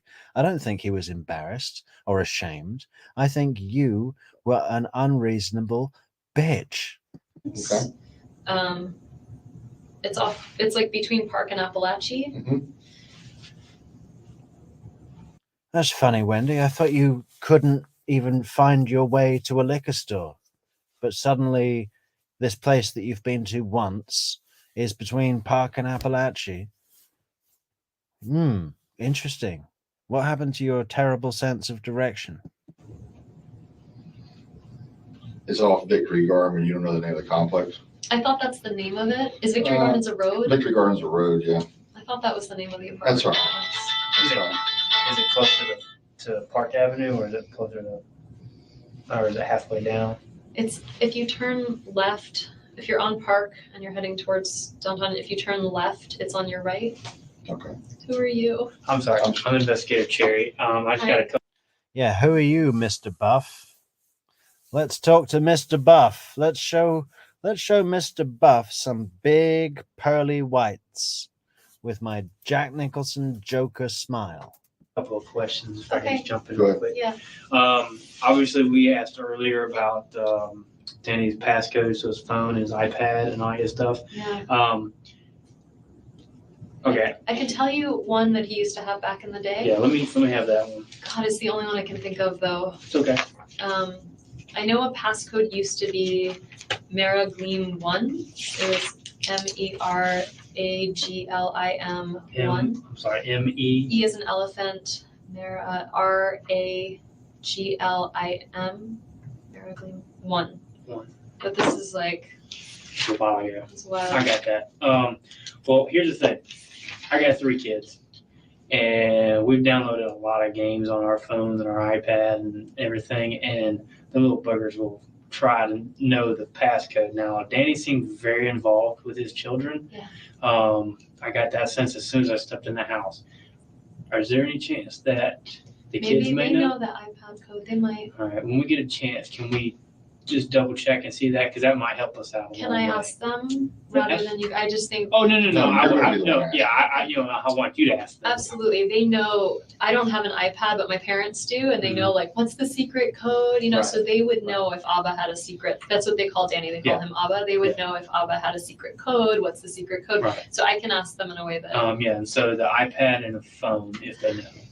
Does his Give phone have you a the- passcode? Do you have his phone? Yeah. Here's the kid's date of birth. I was thinking maybe that. I mean, I don't know. Usually people use like dogs. We don't have a dog. He didn't have a dog growing up. Yeah. Usually people use dogs, but we don't have a dog, and there's never been a dog. So probably wouldn't be a dog. That'll be a good passcode, wouldn't it? Just the birthday of some random dog. No one would guess that. You go up to a stray dog on the street, ask for his ID, make that your secret code. It's a password, Wendy, or a passcode. Yeah. Well, the text you're telling me that it was possibly a number. Like mine's a number, and not That's what necessarily I a would. word. Yeah, I would think it would be a number. Yeah. So I was thinking maybe birthdays and whatnot. Yeah. The one son's birthday is July 29, 2009. The blog was Wendy. Still love that. Which one's that? Hey, Tay, go over to Roberta and bring her in, will you? Bring her into the Metrix universe. That'd be great. Tell her all about our great show. Benjamin. That's Ben. And any other ones is October 13th, 2013. No, 2012. I'm sorry, 2010. 2010. You were wrong. I know. That's Lincoln. I was there for it. Yeah. You were there. Yeah. Okay. Yeah, mine are 6'3" and 8 months tomorrow. Oh, wow. Okay, just let me know. Okay, so I will, as soon as I see them and it's appropriate, I'll ask them Okay. and see if I can find out. Well, he can try the 2 date burst now. Oh, yeah, no, of course, I just meant. See you later, Miwayo. Yeah, we're about 15 minutes from signing off, guys. Another long one tonight, but I don't think anyone wants that. We try to keep them to 2 hours, but sometimes we're just rolling so heavy in the chat. You know, it's like, well, there's so much going on. It really keeps me awake, which, you know, with all the coffees is possible. I haven't fallen asleep in a live stream for like a week now. In terms of asking them what's Right. Abba's Yeah, secret code. And it's maybe Hey, Tay, you've got to say it like, who are you? And then do a big smile. How much of a come on was that? important to kind of get that out of the way. I know, I just meant like I haven't seen my kids No, yet, I so understand that. I understand that. And it is. as soon as I see them and I can be like, does Aunt Lynn have an iPad? You know, does Abba has an iPad? What's his code? I'll ask as soon as I can ask, okay? Nice to meet you. Nice to meet you. So that's, is that Hebrew, the Ava? Yeah. Okay. Thank you for the super sticker, Leah. Yeah. If anyone else wants to get a last minute donation to the channel, we got buymeacoffee.com in the link for the description or whatever. Super sticker, super chat, super thanks, blah blah blah blah blah. Subscribe to the channel. Doesn't look like we're gonna hit our 800 subscriber target tonight, guys. What's our count now? It is 781. Whoa, so close. Only need another 19 subscriptions. Could that be done in 15 minutes? Probably not. But that's okay. That's okay. His father? Mm-hmm. Okay, I didn't know that. Yeah. I know that, like, abuela for Spanish. It's nice to know you're keeping an eye on that, Christina. It's like I feel like you're like some sort of guardian angel. She's grandmother. That's true.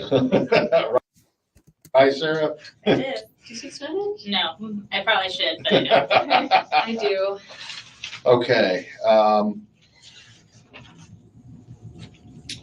The guy that you were seeing in the fall that Jeff got jealous of. His name's Daniel. Daniel? Mm-hmm. Daniel what? Sack. Sack? S-A-C-K. He's moved. So he was, he and I actually went to college together, and I randomly found out that. Yeah, General Isom. It's like it's sack, as in sack race, and you just know that is like that General Isom is a boss at sack race. You know, like, can you imagine? He's got all the proper professional pads. You know, really takes it seriously. You know, a mouth guard. You know, he takes no prisoners. It's the Tallahassee Police Department annual sack race, and he's like, you know, he takes 2 weeks off prior to train. He was still in Tallahassee, but he was really eager to leave Tallahassee. He wanted to be in the Northeast, and so. Law student? No, he's teaching at the theater department. So we knew each other in college and then lost track for 12 years, and then he ended up getting hired by the theater department here. But since left? Since, yeah, in May, at the end of May, he moved to Amherst to start a job there. Connecticut? Massachusetts. In May? Yeah, end of May, maybe early June, something like that. Is Amherst a college? Yeah, but he's at UMass Amherst. Okay. My stomach really hurts. Do you need to eat? No, I don't know that I'm gonna eat for a long time. Okay. Do you need I think I something? had that You got water. last lunch. And you saw him briefly at the same time you were seeing Jeff? In the fall, yeah. I had actually never dated 2 people. What is this not eat for a long time thing? And, you know, in trial, she's like, yeah, before the celebration dinner, that wasn't a celebration. I hadn't eaten for a month. I mean, what kind of ridiculous statement is that? Why wouldn't you eat for a month? You know? And has anyone ever not eaten for a month? once before, but I wasn't exclusive with either one. Right. So I dated them both until until I realized like Daniel just was gonna leave, and I thought Jeff had potential. So. But let's get back to this Saturday. I guess this was this past Saturday that he got mad about. When he got mad, it was June 28th. It was before I left Okay. for Miami with the boys. Okay. So, yeah, he got really mad. But what sparked that? That was what was really sort of surprising is Daniel had been gone. We'd had a month of like really, really great times, very happy month. And we went out to a nice dinner with friends and then got back to the hotel room, and I could just tell he was upset. So for me, it kind of came out of nowhere. Was that in Gainesville? Yeah. Okay. And that's when Jeff wanted to look at your phone or something? Yeah. Did Jane tell you that? Yeah. So he had said that he wouldn't, it wasn't that time, but he had said, like if Jeff would be over and I was doing something, I would leave my phone out. I have this like old agenda book, I'd leave that out. And basically he said that he like saw that I had called Daniel and he saw it in Daniel my phone. Sack? Mm-hmm. Okay. Sorry, that's why I said there's Danny and then there's Daniel. Gotcha.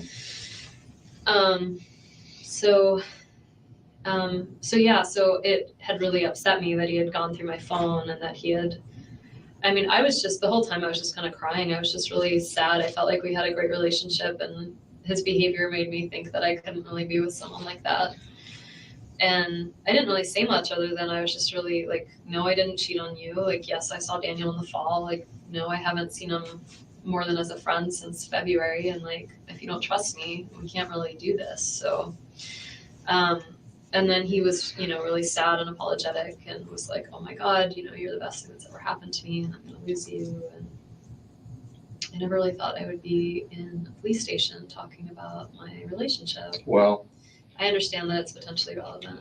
so this was on the 28th of June in Gainesville. Yeah, so we drove back that Sunday morning, and I cried the whole way. We drove back to the house, and I told them, like, my parents don't believe that I can drive the boys down to South Florida by myself, so they like to drive up and help me drive down with them. So my folks were coming up that Sunday.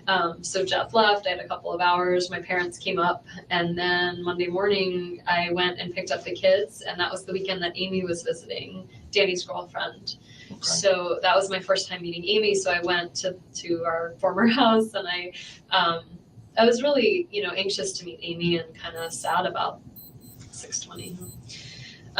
Sad about the whole thing. And so my dad was like, well, I'll stand with you. So my dad stood next to me on the doorbell, and Amy was perfectly lovely. And I picked up the kids and they seemed really happy and got in the car and said goodbye. Can you imagine being Professor Markel? You're at home with your really nice girlfriend who's got tenure and all the rest of it that we know about her life and her background. And Wendy's coming to pick up the kids. You would go to open the door, and there's Harvey and Wendy standing side by side with huge smiling teeth, ridiculously white dentist family teeth. Just grinning like two psychopaths, saying, do you have any milk and meat? Okay. That was Monday. Yeah. And then I was in Coral Springs or Miami with my folks, and my other brother came down. It was my dad's 70th birthday on July 5th. So we had a party for him, and I had Skype. Look at Bob's comment, everyone. Oh, no, he didn't. That's funny, Bob. Contact with Danny and the boys. And so after we left the next day, he flew up to New York and was in New York that whole time. Who? Danny. Okay. So Amy went back, and the next day Danny went back to join her. And so he was in New York the whole time I was in he flew back July 11th Okay, in time to pick up the boys on that Friday afternoon. okay. Let's get back to Jeff after you come back to Tallahassee, and I can't remember which day you. So I had lost my voice. So I got back to Tallahassee. My parents came with us, and then Saturday morning I took my folks to get the rental car. They left, and I had a cold and I wasn't feeling well, so I kind of just was in my house all day Saturday. Sunday, Jeff and I made plans to go see. So Sunday the 11th, 12th. That's your phone. Yeah, Sunday the 13th. You hadn't seen him since you drove back on the 29th. That's right. So July 13th, I saw him. We went to a movie and then got some dinner and we're talking, and it was confusing because I missed him and it was nice to be with him, but I also felt kind of like uncertain given his behavior in Gainesville. I have kids. I feel really protective of, if someone. And that'll be the 13th. The 13th is when I went out with him. Okay, that's a Monday. No, it was a Sunday. And then the 14th was the night I went to yoga, and he came and seemed to want to go out a lot the rest of the week, and I just knew I needed some headspace to figure out what to do. Okay, 13th. Yeah, I've been in Miami for 2 weeks without Jeff, but I was in mommy mode, and Jeff would persistently call. So even though I'd had 2 weeks of space from Jeff, I needed more space to listen to my head and to listen to my heart and let my head and my heart have a conversation with each other and rectify the intentions of my direction. You went out with Jeff, went to a movie. The 14th, you went to yoga. He went to yoga. Yeah. But no discussion. Oh, no, you email him later. And say I'd like a week off. And I'm sure, I don't know, you can find it in my phone. It'll be in my email track of what I sent. And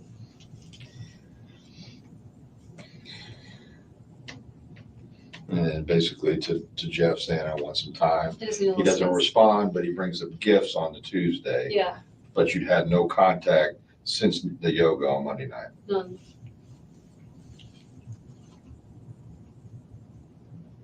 Okay. Nothing, no contact at all No since? text, no email. I told him, I said no text, no email, no nothing. Is Jeff a violent person? No, Not at all? no, Jeff own a gun? I don't think so. My guess would be 100% no, but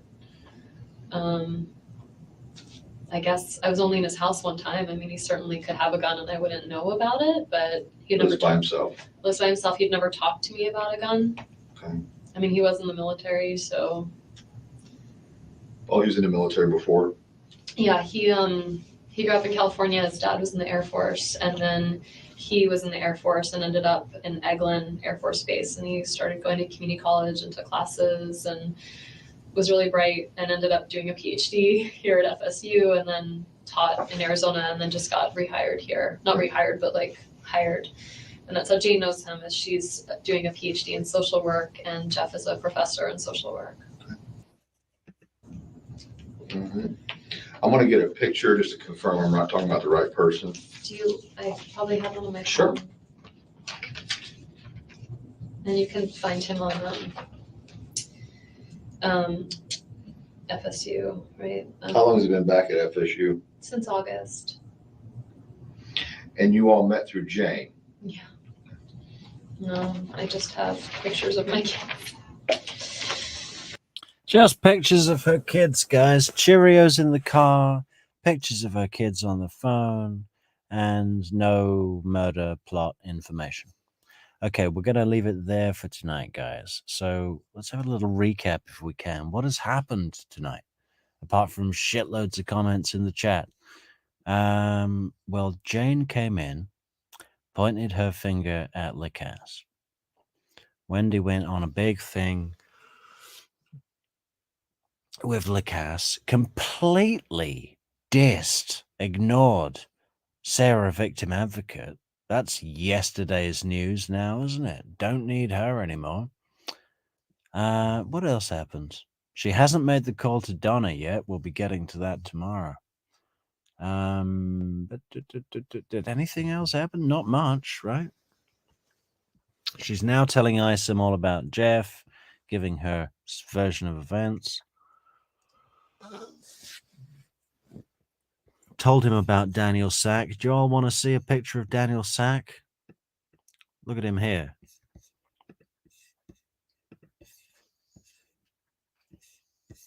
Oh, how do we make that bigger? He does kind of look like Colonel Russell Williams with that weird forehead goatee. You know. Don't know about this guy. Weird to think that this guy is just a guy that would get it on with Wendy. I mean, what would that be like? Scary. That's what that would be like.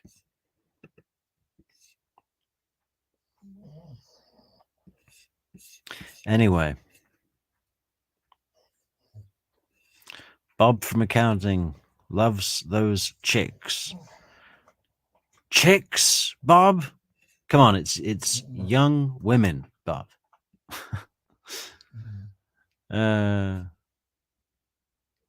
Katie Fancy. Katie who? Katie McBanowa?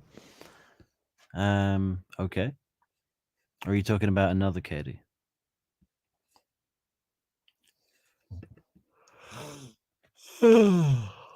Leslie B says, Holly, did any YouTubers surprise you like they were rude or really nice? Well, I try not to be too rude, guys. But someone did get on my ass this morning because I said something about the Murdoch's hair. Somebody asked me in the chat last night, or just in general, would you rather be raised in the Adelson family or the Murdoch family? And I thought about it for a second, live on the chat, and I said, well, I think if I was raised in the Adelson family, I might have better hair because there seems to be some, recurring gene in the Murdoch family where they all have terrible hair. And someone came at me with both barrels, guys, in the chat the next day going, oh, so you don't allow body shaming Wendy, but it's all right to comment on red hair of the Murdochs and saying that the bad genes are Irish and I'm Irish. And I was like, okay, listen, first of all, I not only don't condemn body shaming Wendy, I condone it. I'm fine with that. It's encouraged. I don't body shame in general, people. I'm not going through pictures of innocence saying, yeah, bad body, good body, bad body. It's Wendy. And I'm fine with body shaming Wendy because she's a murdering, lying, scheming, plotter, murderer who happens to be obsessed with her appearance and thinks she's the most beautiful woman in the world. So the fact that she's got a pretty weird, awkward shaped body is amusing to me. Now, the Murdochs. I never commented on the redness of their hair. It's not that bothers me. And in fact, some of them have red hair, some of them have blonde hair, some of them have dark hair. The thing is with their hair, it's the shape of the cut. And it's cut in this preppy late 1970s kind of way that is just makes them all look the same. It's ridiculous. I never said anything about the Irish either. It's not an Irish thing. It's not a red thing. So, there are people out there that invent their own issues with whatever you say. So I don't worry too much about it. Hopefully all you guys know where I'm coming from. Anyway, great chat tonight, guys. Really good in the comments. And thanks for the support for the channel, the coffees, the super chats, the super thanks. We saw all those come in. Very much appreciated. We're going to make it. And the subscribers, all the new subscribers, thank you to you. I'm sure we'll be hitting the 800 mark before we even go live tomorrow. So look forward to that. I think we're going to hit 1,000 within, the next week or so, which is amazing. It seems like only very recently we hit the 500 mark, guys, which is a landmark. And now we're heading for 1,000. What's next? 2,000? Maybe 3? Fancy Fiction's only got 8,000 something. I mean, we're not far behind, are we? We're 10% of the way there. Yeah. Imagine if we got more than Fancy, and we'll be sending people to her channel, to help her out. Yeah. Support these new kids on the block. Okay, just have a quick flick through the last comments on the chat. What we got here? Harley D, who was at the show, guys, at the Charlie Adelson show. Harley D says, Leslie, not everyone got along awesome. In between trip days, we all stayed up all night with the lawyers following the trial, debating what can happen next. Mentor lawyer was the ace during the trial. Okay, interesting. So what were you there to do, Harley?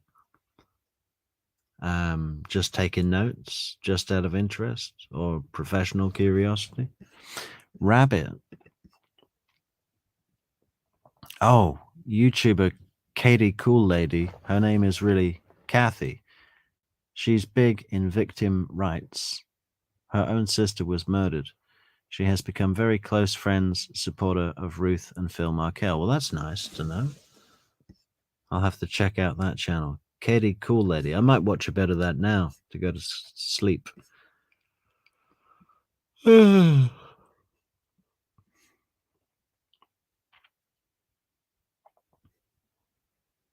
Okay. All one word. And with just one L. Okay.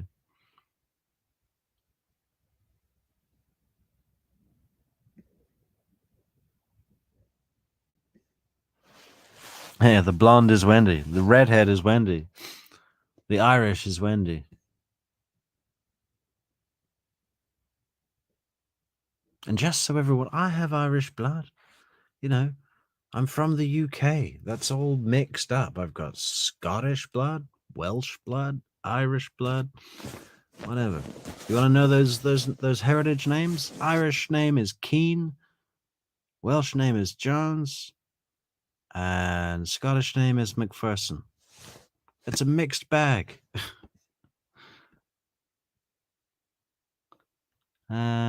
Choose between the Murdochs and Adelsons. Riding shotgun. Yeah, it's Sophie's choice, right? Riding.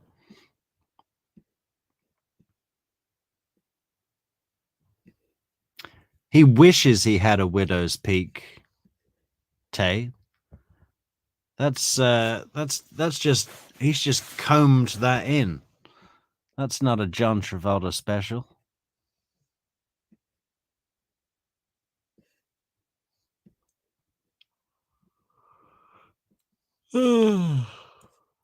Thank you, Leslie. You're so nice.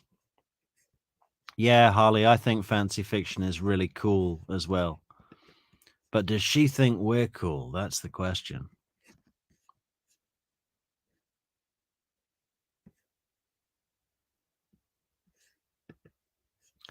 Hey, Bob from accounting. She has Malibu Beach. I was about to do a live stream today from a beach that would make Malibu look like a used Trojan compared to where we were. But there were some other dogs on the beach, and I don't know if my dog is in heat, but it looked like it could be complicated. So we had to go somewhere else. But a stream is coming.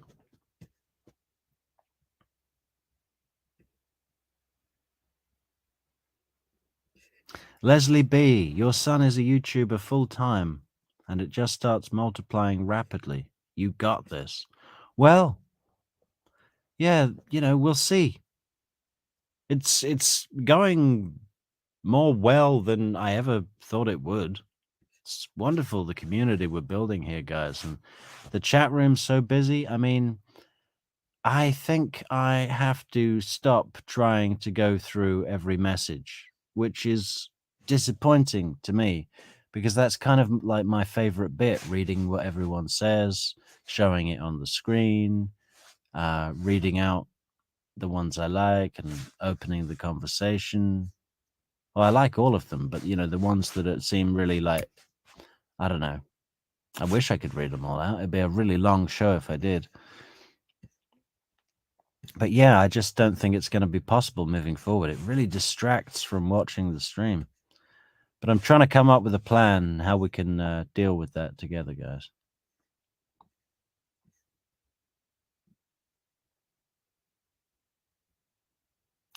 Rabbit says, if you're part Irish, maybe you're like me. I didn't inherit much from the Irish side of the family except their bad luck. Yeah, well, yeah.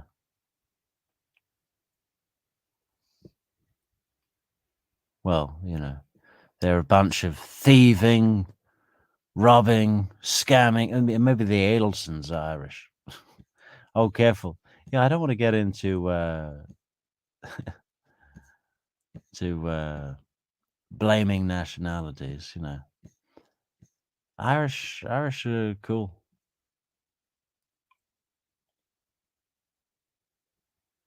Miss Ann Thrope, not Thorpe. I thought it was some like really well-to-do lady called Miss Ann Thorpe. No, it's Misanthrope.